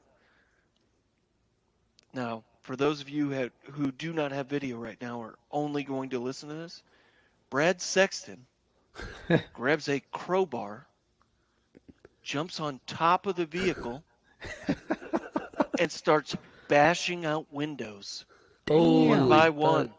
Hell yeah. Until they back up, wreck more of their car, and speed out of the fucking driveway. With him on top of it, beating the fuck Brad out of it. Sexton had zero injuries. Not a fucking scratch on him. Wow. Goddamn Superman jumps on the top of this car and starts walloping on this shit. I'm like, and this could be just me fantasizing what he's actually doing, but this is what I remember. Yeah. Like, what the fuck? I went to the hospital that night with Travis. I come back. Andy Bunch has both of his arms relocated, his head glued. Jesus. And he's like, "We're going to hang out tonight?" And I'm like, "Dude, it's fucking 8 o'clock in the morning." The night's over, bro. Oh, you're saying the next day? Yeah, he was like, that night he was ready to after turn it we back brought around. Travis to the hospital, we go back and it's 8 in the morning, and Oh my Andy's like, God. "You guys want to drink again tonight?" I'm like, "What the fuck?" You're like, no, not really, but No, that's what's going to happen. You know, we could have got into this with Brad's show too, but isn't Brad the one who saved Kyle from getting caught on fire or whatever happened to Kyle? Allegedly. Allegedly? What's that? Isn't Brad the one who saved allegedly, Kyle? Yeah. No. He was. Yeah, so our buddy No. Kyle, who ended up replacing Brad in Dress for Funeral on the drums, we talked about him last week briefly. But Brad's a goddamn American hero. well, this is furthering Brad's Superman talk. Brad saved Kyle from That's what I'm saying. Yeah. A majority of his body was burnt. holy shit. Yeah, I didn't Yeah, know all that. and- so Brad saved him. And we won't go too far into that, but I'll say that. I don't know the story very well. You know it better than me. Yeah, just out of respect for Kyle. But, I mean, he says it like a joke. I haven't talked to him in years. But, yeah, Brad's a fucking savior, man. He's also really well known for his area for being the greatest fighter ever. So, I mean, that motherfucker could put people down anytime that somebody stepped up and wanted to Which beat is funny like my 'cause ass he's or something. I know he's so nice nice and and so soft somber. spoken Yeah. and like chill. And You'd never That's a suspect it. scary motherfucker. Yeah, dude, that's it's hilarious. always the quiet ones you gotta watch out for. Yeah. But he's a generous, super amazing dude. Oh yeah. Oh, yeah. Never has anything bad to say until you fuck with his friends, and that Yeah. motherfucker will put you in your place. Ride or die, like you said. You know what I mean? Yeah, man. Yeah, he's scary, man. Scary. Great dude. Yeah. So we were happy to highlight him. I actually got a lot of good feedback on his episode last week. I've had several people reach out to me and DM me. I think we had quite a few plays on that episode right out the gate. Yeah, right out the gate, we had some of our most immediate plays within 24 to 48 hours. Brandon, you got some time? You want to talk about some current news headlines with us, sir? Yeah, for sure. Let's get into it then, if you don't mind. Yeah. So, of course, the big thing that's going on in the news right now, of course, is the FBI raid on Mar-a-Lago. And, of course, we've seen a lot of, quite frankly, hilarious things develop out of that, such as the flyover with the ha-ha-ha sign on the plane. That was awesome, dude. That's pretty great. You know, it was so funny because like that clip from Fox went out and it was like, the liberal left is laughing at you. Look what they're doing to you. America, wake up. Look what the Democrats are doing. They're making a mockery out of you. And literally, like, as that post was going around on social media, the progressiveness shared that ha ha ha ha banner. And Alex, it was are you- blown up. Are you Alex Jones right now? I loved your voice. Oh, Just fuck now. yeah. Oh, that Yeah, that's motherfucker. kind of That's right. current Kind of news, fits too, we into, can yeah. talk about, too. Yeah, you were dialing into that ambic pentameter of Alex Jones for Yeah. sure. Well, I figured, you know, that's how most conservative assholes sound, so I Yeah. was just trying to fit the bill. Uh-oh, Brandon muted. Yeah, I don't know if it was an accident. Goddamn. Yeah, All right. you missed all Yeah, of it was an that. accident.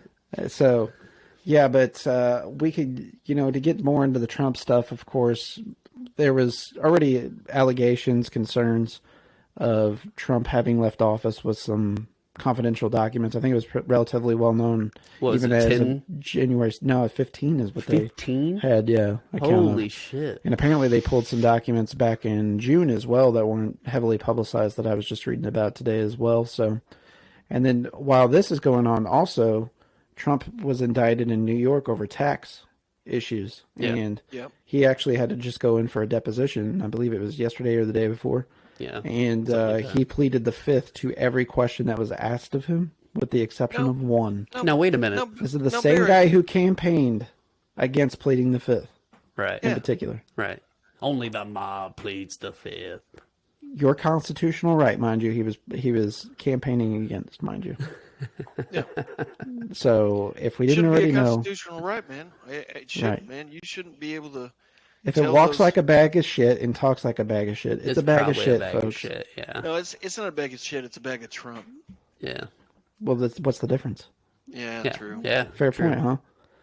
So, Mayor, we had our buddy Merrick Garland today, AG, baby. our AG, who should have been Obama's last appointee, but you wasn't. know how He that got goes. blocked by Mitch Turtle McConnell. He's coming back with a goddamn vengeance. Well, that's how they're trying to paint him for sure. But the law is the I'm law. cool with it. I'm cool. Well, with it. And that's even kind of if it bullshit is- with Garland, though, so because what? look at his track record. Garland is pretty Straight as an arrow. straightforward. And He's a straight by the book. right. All of There's his some shit I colleagues, don't too. agree with. There's some shit I agree with. You know what I mean? It's like that for a lot of politicians for me. But he's a I mean, he's straight by the book, and I'm not going to be a.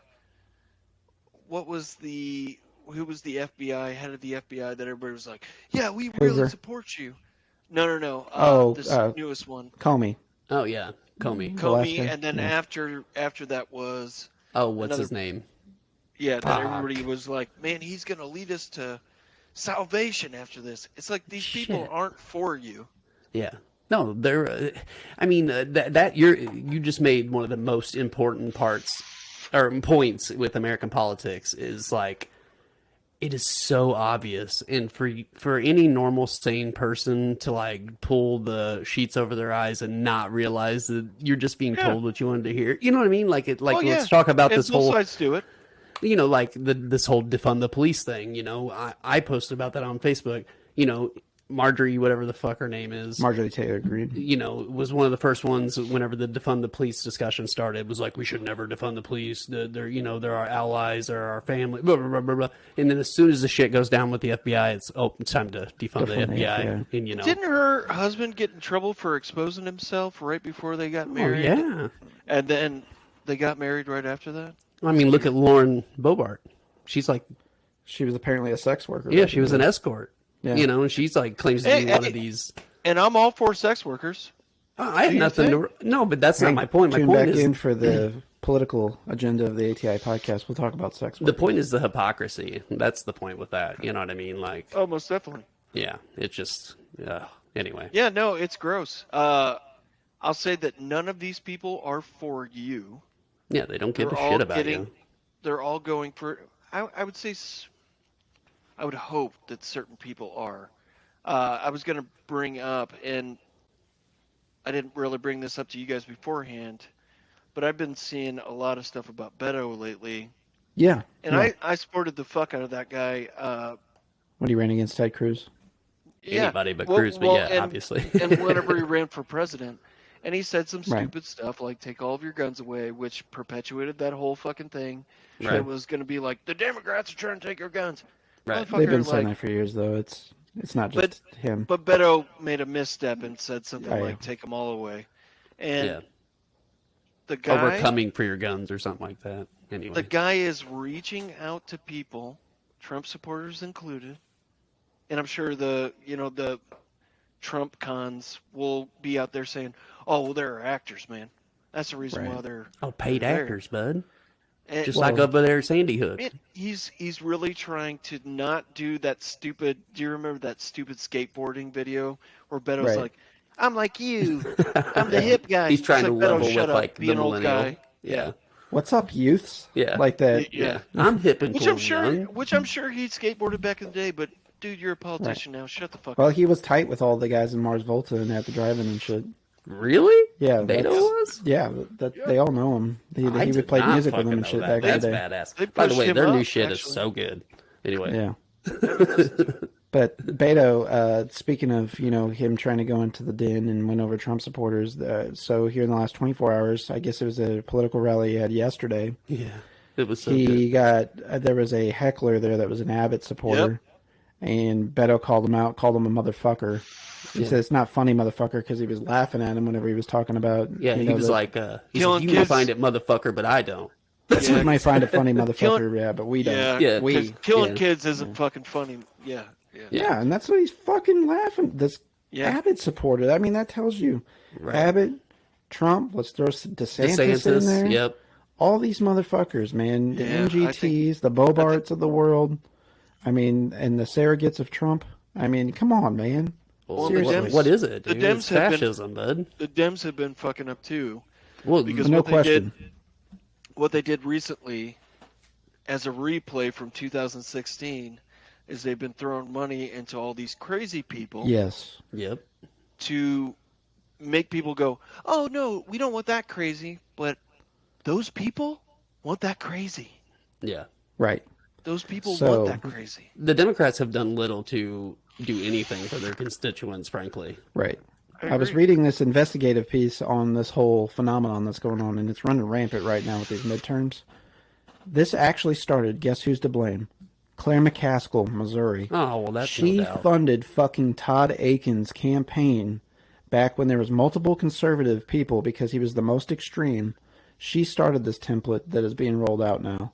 And she is still one of the most major players in the Democratic Party as far as the committee is concerned, the national platform, the chair. She's still pulling strings behind the scenes and working deeply with them. And she has a stranglehold on this state. What are we going to do to unseat her? You know what I mean? Well, Like- she's not. Well, not anymore, but I'm saying, Right. I'm saying specific politicians, Right. not just her, but in general, I Well, guess. I she's should got a say. lot the of money. idea. Her Right, husband, yeah. while she was in politics, which was one of the major slams against her that has ultimately got her out of office, benefited millions of dollars from lobbyists was received to her husband specifically. I think it was no less than 1.7 million, but I think it was as many as 3 something Yeah. that her husband had received while she was in office on 1 year alone. Right. He received money. So yeah, he can receive the money. You know Right. what I'm saying? Like, it's fucking horseshit, dude. From my memory, she was a bright shining star in the Democratic Party whenever To start, we were growing up.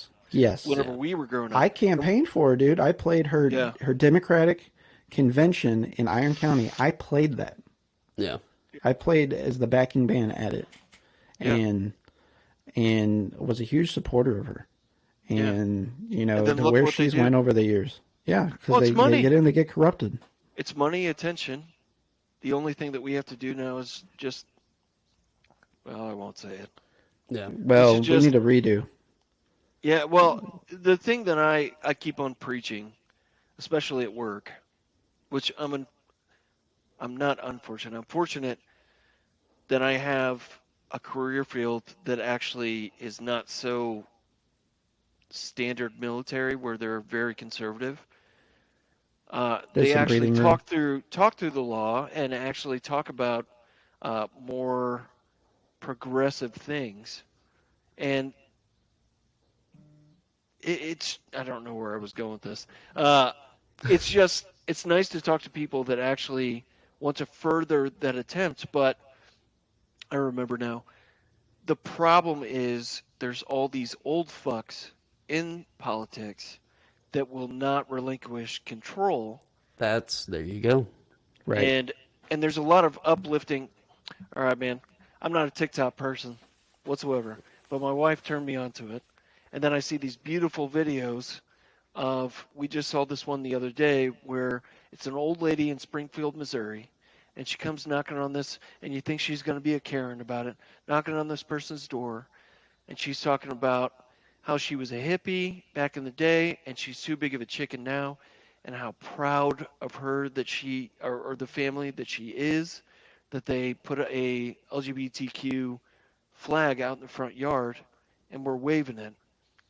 She was like talking about how you couldn't do things like that back in the day because you would get it burned, or Right. Risk or your own life doing risk something your own like that. life.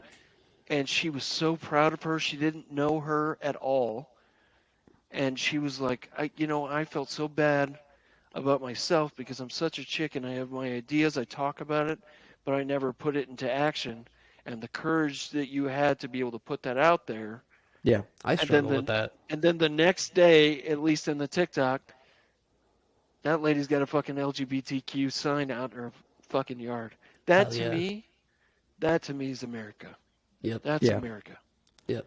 Well, I mean, we've even talked about it on this show before. Even, we're not spring chickens per se in many respects, but we're not necessarily old heads as well. We're kind of in that weird limbo in between. But right. even in our lifetime, I mean, we had a guest on the show. We had an African American on the show, Brian Jones. We talked about some of the tribulations that he went through here in a small southeast Missouri town. He was getting nooses on his doorstep. We're not far removed from this type of racism and some of the other things, bigotry that's taken place in with allusions to this sort of thing, talking about LGBTQ plus rights and what have you. But, we're not really that far removed from it. And that's going to pivot into our next discussion topic is all this CPAC shit that's went on here last week. Oh, God. They had the Hungarian prime minister there talking about how a married family and protecting the rights of American family essentially is a man and woman, not a man and man, not a woman and woman, not binary and whatever. But I mean, it's and clear. he got a standing ovation from CPAC. It's clear that that's what's next. A guest speaker guest speaker from another country foreigner that is a totalitarian, right? And was friends with people like, and I had to write this down because I couldn't remember his name. Matteo Salvini, who, while I was over in the military in Italy, he said that he sought to cleanse the country, and everybody knew what he was fucking talking about. Right. Every single person, because Speaking he was talking cryptically. about all the people coming from Africa to seek refuge. Right. And yet, there's all this hatred. I mean, I saw racism while I was there, too. Shit. DJs that would, me and my friend, Andrea, that I used to live next to, we went to go have a beer at the cafe. This DJ dude that was friends with him came up and he immediately starts going into how Muslims are always the ones who start fights in clubs and down with them and all this other shit. And I'm asking him questions. I'm like, so you must be a Trump supporter. He's like, well, I like what Trump's doing. Right. I'm like, Jeez. yeah, well. Yeah, if they tell you that they're not very political, Yeah, that's always that's a trap. Yeah, that's always a backdoor into something else. So that's another kind of thin veil of bullshit secrecy that people try to walk in a back door with too, is they'll say, well, I'm not political, that's why I voted for Trump, because he's not a politician. Well, clearly he is. He is, in fact, a politician now. He has played the game. He has been a member of politics. He has been an acting political figure. There's no question that, call them what you want, the one percenters, the white nationalists, the QAnon queen, whatever the fuck you want to call him, that's what he is. Nazis, whatever. Nazi, you paint him with all that same brush. But, at CPAC, for them to have somebody like the Hungarian prime minister there too, we talked about this before, I kind of un-American. It is so un-American. This is the party that's always talking about get out of other people's, but Trump was talking about American values. It was one America of the few first. things, as far as how he intended to execute it, I don't agree with, because he went about it very xenophobic and racist. But I am very pro, let's think about America first, because we do have a lot of problems at home. A lot of money needs to go into the United States and not fucking Israel, which is a fake-ass country that we created to begin with, and took away land from Palestine. And because we think that the Bible tells us that it's a country, that's not, it's a people, neither here nor there. That's an entire another discussion, if you will. But you're making valid points. But, to tell you the truth, I am about, let's take care of our people here at home. And the conservatives talk a good game, but in execution, that doesn't really happen. But you can say the same thing about the Democrats, Yeah. Where's all the student loan forgiveness Forgiveness. that was supposed to be coming in? Right. Like anybody that worked in the medical field through the pandemic at all should not have student loans, period. Right. Agreed. At all. At least them. Right. You know what I'm saying? But yeah, just And you can nothing. speak very personally to that. Your wife. Right. you She's a know. nurse. She worked through the entire pandemic. She contracted COVID twice from patients, brought it home, Gave it to the rest of the family. Well, and what did they do? They gave us a couple checks that like helped us pay bills for 1 month. And They did then a few deferments. and that caused crazy amounts of inflation. You know what I mean? Like, Right. I don't know, man. I'm still Yeah. salty about that whole situation. And back on Israel, Yeah. especially people that we support. What are they doing for us? They're committing more crimes as it is right Yeah. now. Well, absolutely. Not only within their own borders, but outside of their borders too. Historic war crimes that their main leader, Netanyahu, Yeah. had caused Netanyahu's been so in much forever corrupt. Yeah. too. Yeah. So much Yeah. corruption. Just fucking stupid. And then you go lead to the Saudis, but we could get off. And you were mandated to serve in the military in Israel as well. Yeah. You don't have a choice of not. Yeah. Even when. So you're built to hate, much like how Christians are indoctrinated as children to be fearful that they're going to burn in a fucking hell for Right. the rest of their life. Right. And meanwhile, we got people asking to further that and teach that in school. Yeah, I have a big problem with that. And when it gets to that point, It says it in the First Amendment. right. Don't bring that shit in. Yeah. Absolutely. Yeah. It's disgusting, man. Yeah, and even I guess maybe I didn't complete this point earlier, but the Conservative Party's been, especially under Trump, all this talk about essentially isolationism is the short of it. And then we're not going to be involved in other countries' affairs. We're not going to get any new wars. We're not going to do this. We're not going to do that. But then they enlist the talents, if you want to call it that, of a totalitarian, essentially self-identified Nazi, because his highest officer in his political cabinet resigned and called him a Nazi, the Prime Minister of Hungary in particular.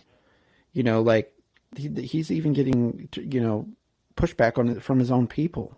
Right. And he's talking about ethnically cleansing his country in particular 100%. and getting rid of minorities and things of that ilk. So these are the I type of just people wanna that say- conservatives are inviting at a national platform To talk. speak on the behalf of conservatives of this country. That's just, it's It's so unfathomable. This is like bizarro world It shit. gets that standing ovation, yeah. Yeah, it's just, it's I mind-blowing. will say the idea of that man reproducing and he thinks his seed is going to create this beautiful people. Elite He race looks or like- something. He looks like Ted Cruz's fucking nephew. Looks like a fucking He's troll he looks like he's going to fucking from a the goddamn Jim Blobfish Henson movie or something. nephew, yeah. Without question. Now, not to shift stories, but I just It got goes back this. to our lead Yeah. on the Donald Trump talk. Yeah, I just got this alert. Actually, I just lost it. Well, the Washington Post is reporting that as a part of the documents that they pulled out of Trump's house was nuclear classified Weapons. information Nuclear weapons and documents. locations of nuclear facilities. And you guys have heard those whispers. I'm sure it's Here it is. I found it. it's speculation.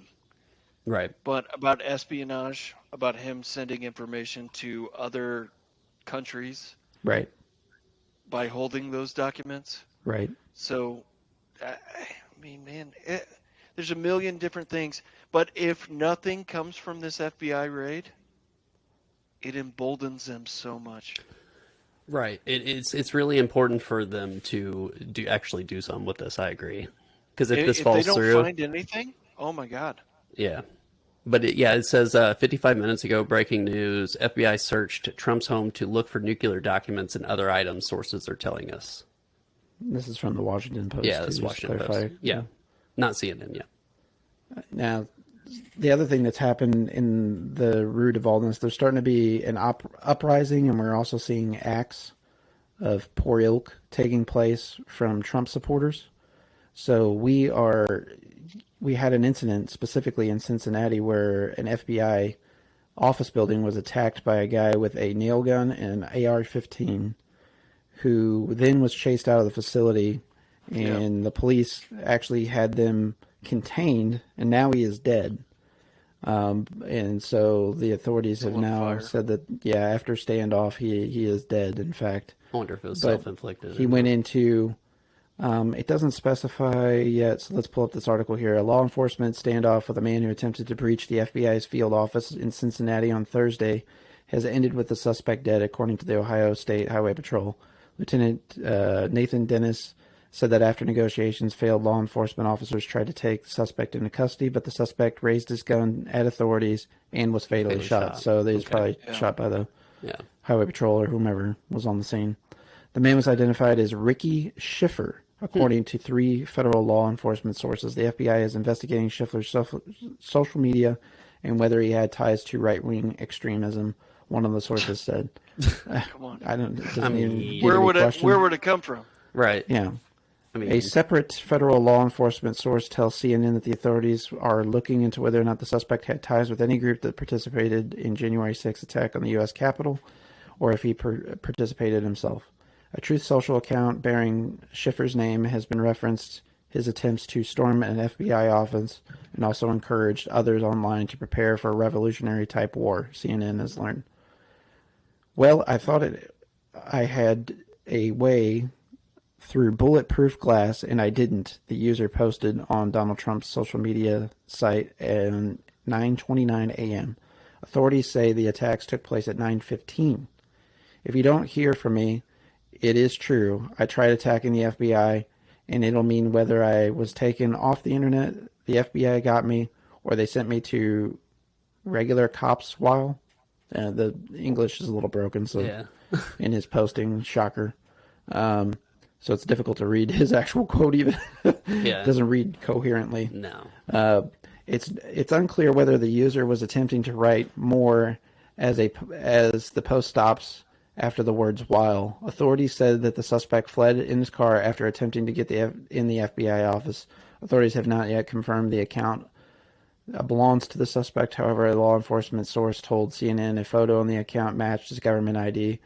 It matches his government ID. It's his name. It's him. The FBI declined to comment on the account posting, citing it was an ongoing investigation. So that's pretty much the end of that. So that was obviously it happened early this morning, 9 something. I don't know if Cincinnati's on East Coast time, but I do remember hearing it at about 10 o'clock our time, and so it was a developing story throughout the day. So and what's your brain like? Where do you have to be at to be like, yep, this is it. Today's the day. I'm going to walk into the FBI. You know what I mean? Like these people are fucking crazy, dude. Well, think about it, Josh. It's the same type of mindset that you have to kill a bunch of people while they're watching a concert or sit in a truck. That's what I'm saying. You have a bomb. You think you're a martyr. It's just fucking. Well, these people think that. Again, it was the very first episode, guys, all the way back to episode 1 of the ATI Podcast. This goes into this romanticism that is tied to Trump for whatever reason. These romanticisms with end-time prophecy. These romanticisms that he's almost like a second coming of Christ. It all goes back into this QAnon shit. That people, whether they outright know that they're following QAnon beliefs or not, are being spoon-fed them. Right. So a lot of it all goes back into that. A lot of it is propaganda and manipulation. You're absolutely right. So another kind of exciting thing, which is a good thing, of course, we're kind of starting to get behind this COVID shit, is CDC also loosened up a lot of guidelines. So quarantine specifically was a part of kind of the COVID-19 measures, that they're not calling for the 5-day quarantine any longer. So that's kind of another new major news thing. So we're starting to get behind all this shit. But I think there's a bit of a fear setting into folks, or at least there's an attempt by the media about monkeypox. Yeah. Now, I don't know of anybody that's gotten monkeypox. I don't know. Didn't the CDC? But allegedly they've had a problem. California. New York, too, I think. And New York. Yeah. But I think it was city-specific, so I think it was Los Angeles and New York, which is 2 of the biggest airports. But just out of curiosity, I'm going to do a quick search and see what the actual confirmed cases of monkeypox in U.S. is. This will be kind of telling. So CDC recommendations. Let's see what they got. In case count. Yeah, there you go. What do we got? Maps of cases right there. 10,768 confirmed. It looks like, we even got state by state. So it looks like there's actually been 19 in Missouri. That's crazy. Which I didn't even know that there was one. I felt like it would have been. Are they mostly on the East Coast? They are mostly on the East. Well, it's easy to say East Coast because there's more states, but so you're more densely populated states. Right. So New York, 2,187. Let me see who's got the next closest. Next closest looks like California, 1,892 as we're speaking now. Texas is up there. Texas is in third, it looks like, 815. No, Florida, 1,053. So it's actually a lot more rampant than and I actually, thought. Georgia has more than Texas. Georgia is 824. Illinois actually is in the top 5. They got 734 as we're talking. Hey, you guys think that's a deep state trying to bring those monkey things to our, is it in bananas? Well, we got to be careful with the false information. They're going to flag us on our on our channels, man. I think. I mean, if I take any allegedly from my good friend Alex you Jones. You read it on Infowars.com. Watch out for them frogs, y'all. Watch out for them frogs. They did list Puerto Rico also. Interesting enough, 43 cases there. Missouri's 19, so there's more in Puerto Rico. Missouri's kind of in the lower third, I would say, at the moment, but we're also not that well populated, or at least densely populated. So Wyoming is the only state, though, worth noting, that has 0 reported cases at the moment. Hey, way to go, Wyoming. Every state has cases. Some of them are in the single digits. So we're talking Idaho, but again, let's talk populations in these states. Idaho 9, Montana 2, North Dakota 2, South Dakota 2, Kansas 3, West Virginia 4, Delaware 8. I hear that meth kills Alaska 2. So I mean, if you smoke meth, Hawaii, they got a meth uprising in Hawaii, so there's only 12 there, so there might be some truth to that. Meth in Missouri. Mississippi's only got 11. Alabama's got 27, though. So, but I guarantee you the concentration of those cases in Alabama are in the southern district of that state as it borders, or the eastern as it borders Georgia and Florida. But anywho. Back to that racist. Yeah, that totalitarian. I was going to bring this up to you guys. We're in a huge uptick in totalitarian and nationalism, right? Across the world, right? You had it in Brazil. I think that guy's still in power. You had it in Italy. You have it in all these European countries. Venezuela. I don't know where it started, where it was such a big thing, but I will say that I feel like Trump has made it a popular thing, like pop culture. Well, I'll just tell you right now, he made it sexy again. Right. Not because he's sexy, it's just the terminology. It worked. That's why. It worked again. The Orange Ape Man got out there and he was a character. And it worked for him. As brazen and as stupid as he was, So where do we stop that in the world, because... He obviously it's obvious. We've talked about Trump, the Russia ties that are at least apparent, the romanticism that Trump had with Putin, and he wanted to have control over the Americans as Putin had control over his people. He fawned over it. He romanticized it. Putin saw Trump as the useful idiot, so Trump was an agent of Putin in that regard. At the very minimum. He was an agent of Putin.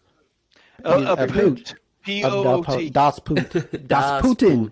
Das Putin. Yeah. Yes, Das Putin. The one thing I will say is that it seems like it's a continual thing, and I haven't seen too many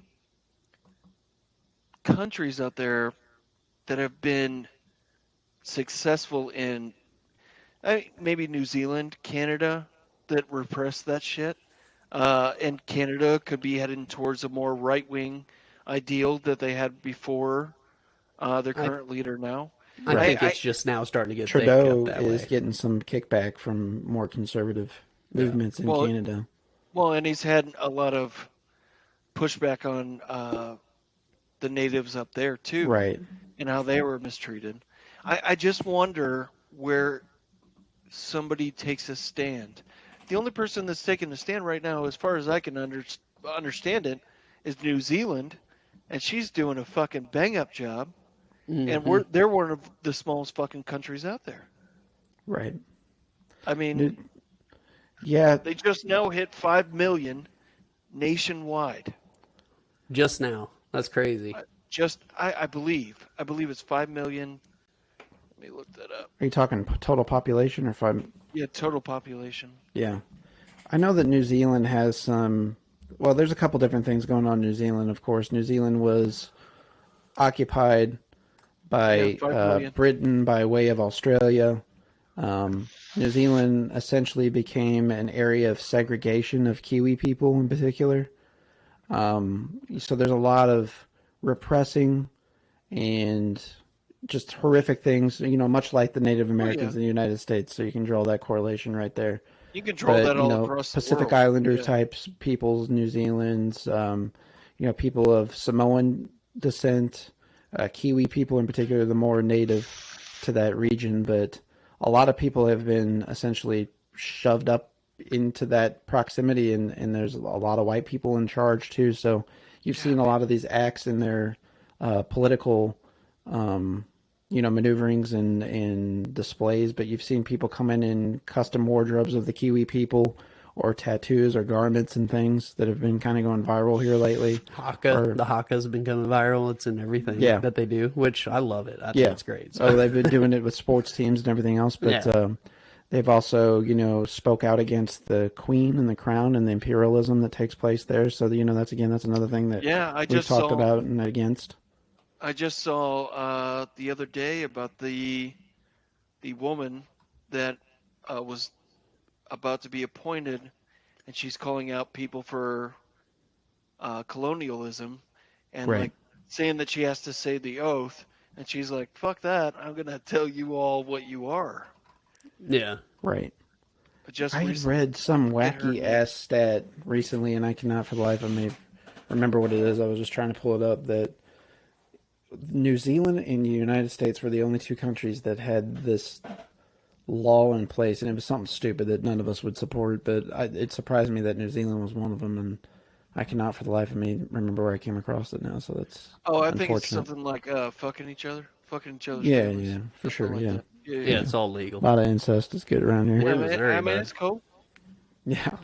My mother's my sister. So supposedly too, back to this Trump and search warrant of Mar-a-Lago. Apparently, there's as many as no less than 6 informants to the FBI out of Trump's camp. As many as from 8. Pennsylvania. Oh, yeah, dude. a bunch of politicians from Pennsylvania got subpoenas recently after that raid. Yeah. So yeah, exciting. Shit's going down. Yeah, so more is to come with that for sure.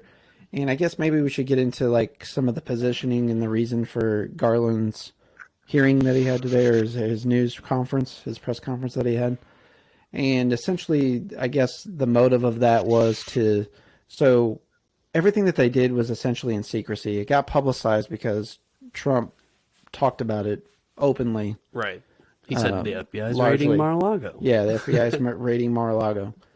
And of course, there was an intent there to get some support from people, but he wasn't there. His legal counsel was, but they notified him well in advance. It wasn't like you see in the movies and the FBI's busting down doors and that sort of stuff. They had warrants. Yeah. It was processed through a judge. They had to go through hoops and bounds before they even got it there in that district. That judge, actually, we didn't mention this too, that federal judge has been getting death threats and things since at his own personal property too. Yep. So this again is talking about the extremism and the backlash that's taking place right now. But yeah, so just like all this ridiculous shit's going on. So essentially, this was just a big fucking dick swinging move by Garland today. Whenever he came out and essentially said, this is what we're doing. We're not above the law. We just execute the law. Mr. Trump's the one who made this, known to everybody. And big deal. Yeah. If he wants to continue to essentially operate in the public with the proceedings we'll unseal everything. We'll unseal everything. And I think we'll file a motion to unseal a lot of his motivation too. You kind of made a nod to this in your point, but I think he also was like trying to, cover his people's backs. You know what I mean? Like the FBI in particular. Like after this attack today and all the negative, attitude from the conservative side of the aisle towards the FBI after this has been, ridiculous. And the FBI is one of the most important institutions in the Department of Justice. You know what I mean? Without question. So if we're like trying to sway integrity in the FBI, that's not a good thing. Definitely with his go home line in the conference today, he was saying that, the last thing I want to address is, I'm not going to stand for good people, hardworking servants, public servants, to be ridiculed, to be attacked, so on and so forth. So him talking about members of the FBI in particular. Yeah. And, and I think that was a shot across the bow, not only to the extremists that we've been talking about, and that's kind of the more obvious persons that those comments were to land with, but I think he was actually going after a lot of the media outlets too. Yeah, and like escalating the things. And we can easily sit here and bash Fox News all day long, but sometimes I consider them low-hanging fruit, but again, to further this point here with all of this going on, Tucker Carlson just had the Prime Minister of Hungary a few months ago on his show, did a 30-minute sit-down interview with him, spotlighted him for 30 fucking minutes. This is the most watched in prime time news network in this country. That should terrify everybody. Absolutely. That should terrify you. That's the type of platform, and Tucker Carlson's right there in the prime time. So that's their millions of people saw this. Yeah. Not only that, I don't know if you guys know about the show, The Five. Oh yeah. I've watched it very vividly over the past, I don't know, 8 years, and I can tell you, like, it's always biased. It's always, and they have that one Democrat that gets all beat up by four other and they're people. like whatever. I saw a video today of yesterday's The Five, and there was a girl on there, or a woman on there, and she was talking about, we all want to know what happened, and the whole time they're going, but we all know what happened. Biden's after this. He's trying to go for it. It's a witch hunt. It's Hunter Biden smoked crack. Who that cares? Comes up all the fucking Who is Hunter time. Biden? Like, is that Joe God. Biden? Like, Joe Biden and Hunter Biden are two different people. So tired of hearing I think that. I can speak for this entire group whenever I say nobody gives a fuck about Joe Biden. No. And we certainly don't care about Hunter Biden. No, I don't give And a we flying certainly fuck don't care about about Hunter. Hunter. He's not in So, public office. Why do you think that we're dying on this man's words? What you guys are afraid of is the fact that you have a Lord and Savior known as that bloviating fucking cunt that sits on your shelf that you have to like comb over as like a little toupee on your statuette above your fucking bust. Micro penis. Fuck. But we don't care about any particular politician. Right. In my head, I care about doing the fucking right thing. Yep. The fact that we have to re-vote for marriage equality for gay people is insane. Oh, yeah. Yeah. And 3/4 of Republicans voted against it. Having gay people in their party. Oh, I know. Well, one of the Republicans that voted against it that weekend went to his gay son's wedding. Yeah, like immediately after. Oh my God. Who's that, you? I guess that's me. I was wondering if it was ding-a-linging. Sorry, boys. My ding-a-ling. My bad. But yeah, I mean, it just like Was the it on hypocrisy, silent? of course, continues and of no shock to any of us, right? It's unreal. But Let's talk about something nice. yeah, let's talk about something nice. Let's talk about what we've been watching lately. How about that? We'll end this on a good note. That. Oh, God. So- Let's end it on a good note. I know, Brandon, you've watched a lot of stuff that I haven't. I've probably watched some stuff that you haven't. I know Josh has watched stuff that we both haven't watched. That, we got a friend chat that we always like recommending stuff to each other. We all got limited time.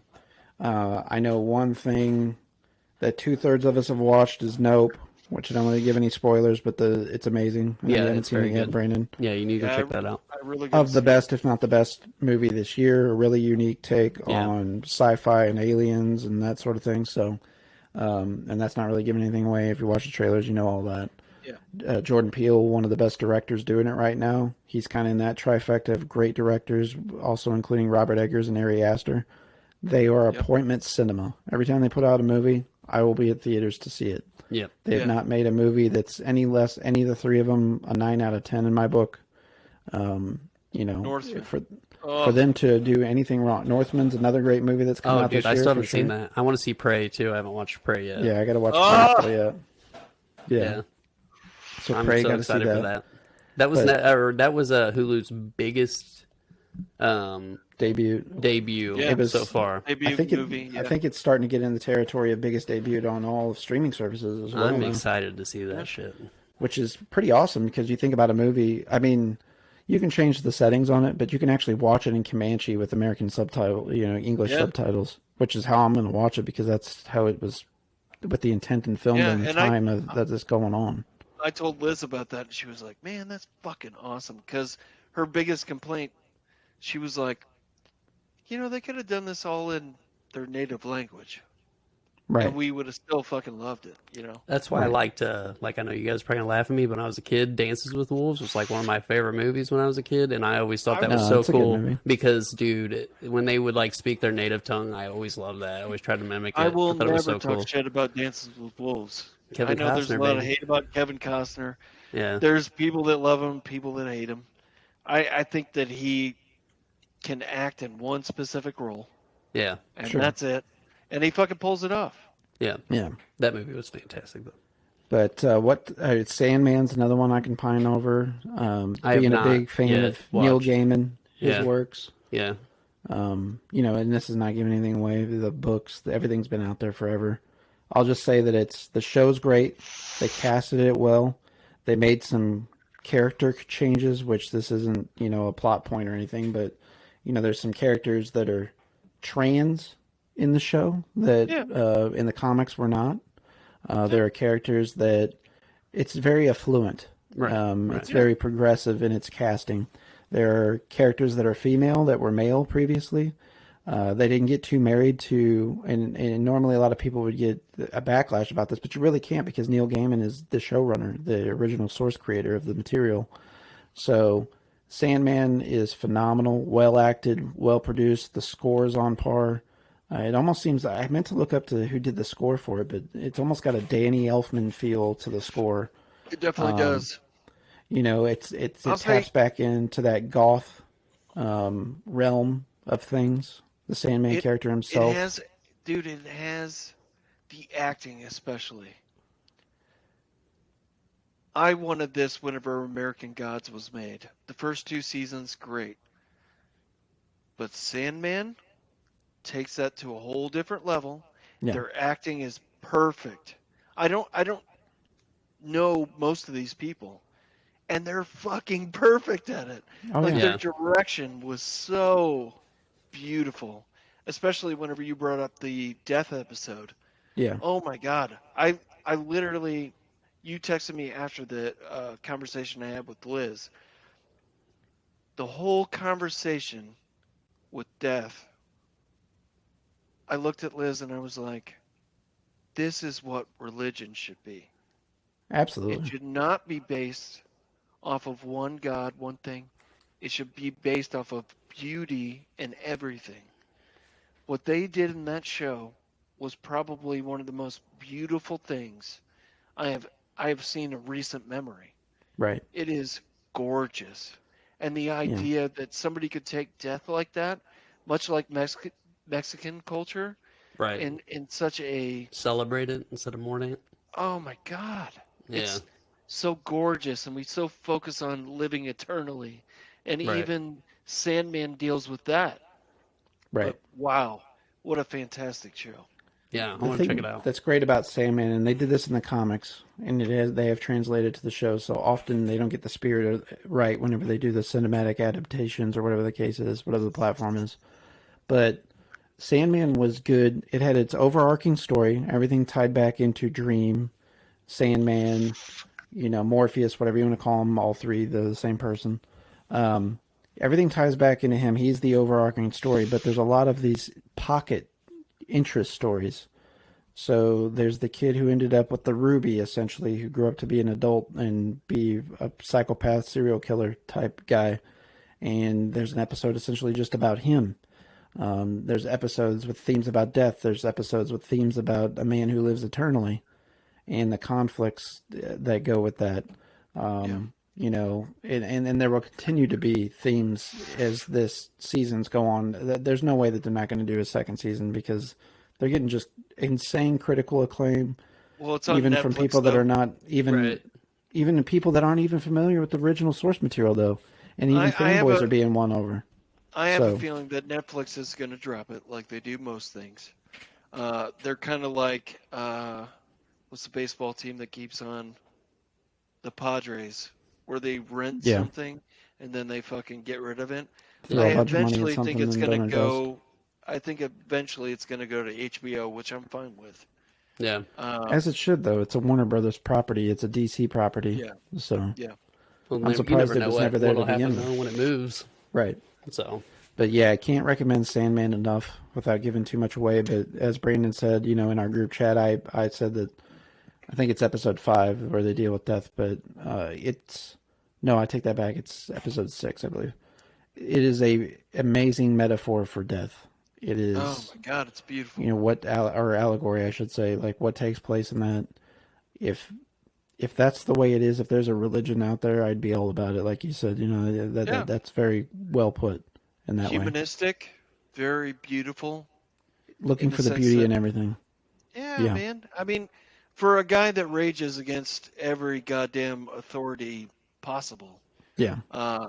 For me, anybody who hates authority would love to hear that. Sure. Because there's no bounds. Yeah. It's just gorgeous. We just wrapped up the last season of Peaky Blinders 2, which is the show's end. Did you watch that, Brandon? Yeah, I was a little bit upset about that. Yeah, the last episode, I didn't really like the way it ended. I felt like they didn't know how to end it, really. But I will say, how they started out strong, how they did a tip of the cap to Helen, the one who played Aunt Paul. Yeah. She died, obviously, right before this got filmed. She was in poor health and passed away. Unfortunately, great actress, great woman. But they did just without giving too much away, they treated her right. With the passing of her character, and they did some really powerful things in the first 2 episodes with her in particular that literally brought me to tears. And I mean, I do find myself crying at things in movies more so now, especially after being a father and things like that. You know, I think I've tapped into my empathy a little bit more, but like, you know, it definitely struck an emotional chord with me how they gave her the proper send off. Yeah, so, I keep on bringing up on this show, I am the biggest baby ever to walk the earth. Whenever it comes to cinema, I will cry at goddamn anything. But there's certain moments in time where it hits me the most. And in Peaky Blinders, I'll say that last season was not bad. The ending was bad. It hit me hard when Paulie. Yeah. Ugh. Yeah. Yeah. And it's hard nowadays because there is so much stuff out there though to evoke an emotion because you almost become desensitized to it and what's out there. And there is so much to watch, you know, it's overwhelming at times, quite frankly. But, you know, I just try to pick out one thing and kind of knock it out, especially shows. I like getting in the mode of what's going on in the show and really thinking. And in TV shows, they have a chance to develop characters that, quite frankly, in movies, you don't get a chance to do. So, you know, whenever it comes to comic book adaptations, especially if the comic book had a lengthy run, I'm always for the TV show platform. So that kind of gets back into Sandman. You know, a show I haven't even tackled yet because I knew they already canceled it. It was Why the Last Man. I was really excited about Brandon, probably both in our top 3 comics ever, definitely top 5. Oh my God. I'd say it's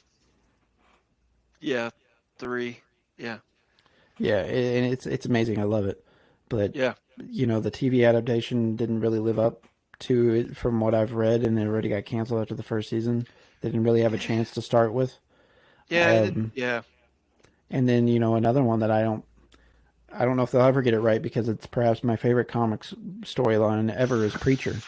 Started out promising. First season was okay. There was some, semi-major changes to start with. I liked the casting, although some of it out of the box compared to where I would have went. But good actors and actresses in roles. Yeah, for sure. That one petered out too. I fell off of it. Yeah. Well, you lost interest in it because it wasn't, quite frankly, that good. It wasn't that it was bad, it just meandered. If you start meandering with your storylines and stuff, I'm going to lose interest. Yeah. I And if the changes that you're making... I do like the fact that they just made it. Because to me, Sure.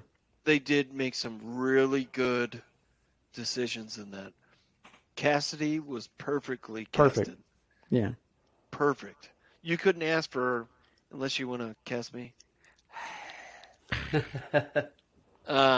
Yeah, we used to try to fan cast Preacher back in the day all the time.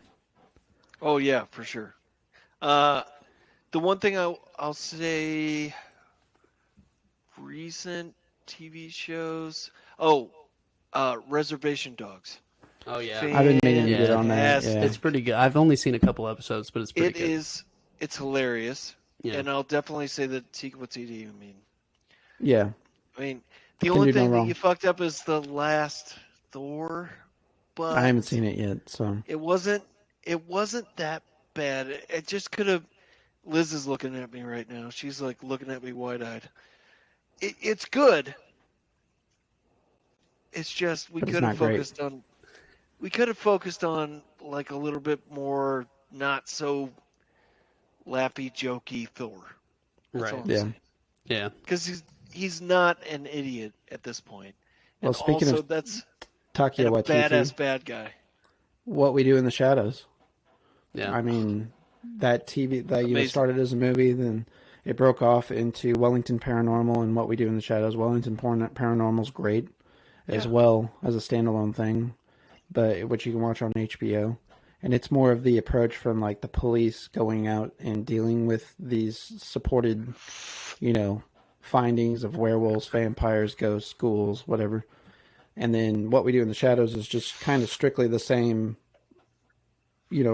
approach as the movie, if you will, just in a TV format, but it follows a group of vampires around if you haven't seen it.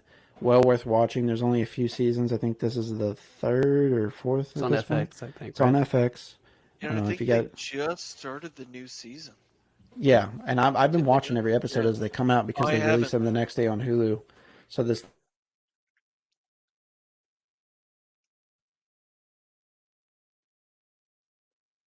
I was just paused. excellent. And one thing we could have included in the news was, as well, Donald Trump's buddy, Vince McMahon, who's getting in all kinds of trouble. We reported about it on this show here, who used to be over at the WWE and resigned here infamously recently with all these paid off, essentially, sexual assault type allegations or whatever. And some of it might be consensual, some of it might not be, who knows. But now they've found another additional $5 million that was buried in company finances of him paying off people that he had some type of sexual misconduct situation going on with. Here's some money. I thought Keep we were your going to fucking end mouth on a shut. good note. God damn This it. is 20 million. Oh no, thought we were I'm gonna turning it end- around. Give me a Goddamn, minute. Barrett. Give me a minute I here. we got Give me all a these- minute here. God, I'm turning I it can't around. have this. Got to give it to me. All right. So now almost $20 million paid in sexual misconduct related activities by the company. $20 million. And so, For dipping but dicks. I will say, of the good things I've been watching recently, you are starting to see the shift creatively, focus wise. These wrestlers are starting in WWE. Some of the ridiculous hoops that they used to have to jump through now, they're already starting to tear down those walls. They're bringing back talent that Vince McMahon just fired on a whim, Yeah, especially just during like the personal pandemic, decisions. just to cut down their finances, essentially, Right. for no other good reason. And just to look good on the books because they were trying to position themselves to a sale, is what was speculated. But now they're bringing back a lot of talent that deserve a second chance, and now they're back and being pushed in the limelight right away. And the show's watchable. It's not so juvenile anymore, even in just 2 weeks of changes. So things are moving in a positive direction there. and so I'm looking forward to where it develops out from there. Anything else good anybody's watching? We just wrapped up. Oh, go ahead, Brandon. No. Your turn. Oh no, I was just gonna. You know this because I've been like beating this into your head to watch, but Shoresy was fantastic. So if you guys are into the whole Jared Kiso thing, and you like Letterkenny, definitely give this a shot. The only thing I will say is like the main complaint with a lot of people for Letterkenny is that they didn't really understand it because it was like a Canadian hick slang type show. Yeah. You know what I mean? Yeah. Like even my wife, she's like, I cannot watch Letterkenny because I have no idea what they're saying. But this is not like that. Yes, they do use a lot of Canadian slang, and they do some French Canadian talking and stuff like that. But there is a really good story to it, and it's fantastic. It is not anything like Letterkenny. It branches from Letterkenny. The character itself, Shoresy, comes from Letterkenny, but yeah, it's a completely different thing, and it's hilarious. I already downloaded it because of you. Yes, so give it a shot. Legally, of course. Legally, yes. I would never think about going against government. We only do legal things around here. We are. It's civil disobedience of Southeast Missouri. It's just like a real crude humor kind of sports show. Is the only thing I can say about it. They're really short episodes. They're like 27 minutes long, so right. It's good. Give that a shot. Any parting words, Brandon, before we wrap things up this week? I'll just say any businesses out there that want something to represent them out there, whether it be a podcast, video cast, what have you, hit me up. I'm down for dioramas. I'm probably going to make them bloody. They're probably not going to be very nice looking in the sense that there's not going to be any fucking fairy wings. I used a real moth's wings. You ever watched Carnival Row? No. You guys should check out Carnival Row. All right. That's on Amazon or whatever it's called. Like Carnival? No, it's just Carnival Row. It's got Cara Delevingne in it and Orlando Bloom. And it's like, Brandon, it's like very it's fantasy-ish. Oh my God. Yeah. Are we getting a private show? Yeah, that's how my wife entices me for sex. Well, good for you. Well, right that is a good note to end on. I'll say that my basic bitch right here. She'll travel with me forever on this podcast. And I have to tell you guys right now, I'm down anytime you want to talk. Hell yeah, brother. We love having you on, of course. I could smoke that sweet, sweet ganj. Yeah. We wish you were here, sir, and partaking with us. One day. But love you guys. At some point. We love you too, man. Yeah, thanks for being on, fuck Brandon. Trump. Yep. And fuck all these fucking assholes. Amen, brother. Hell yeah. Yep. Tune in next week for Bloodspawn, everybody. Thanks for sticking in for the ATI Podcast. Hail fucking Bloodspawn. Hey, this is Josh from ATI Podcast. For show updates and news about the podcast, follow us on social media. You can follow us on Facebook at facebook.com/ATI Podcast 22, on Twitter at podcast_ATI, on Instagram at the ATI Podcast, on TikTok at ATI Podcast. DMs are always welcome. Have a question for the show? You can always email us at ATIPodcastQuestions@gmail.com. Stay safe out there.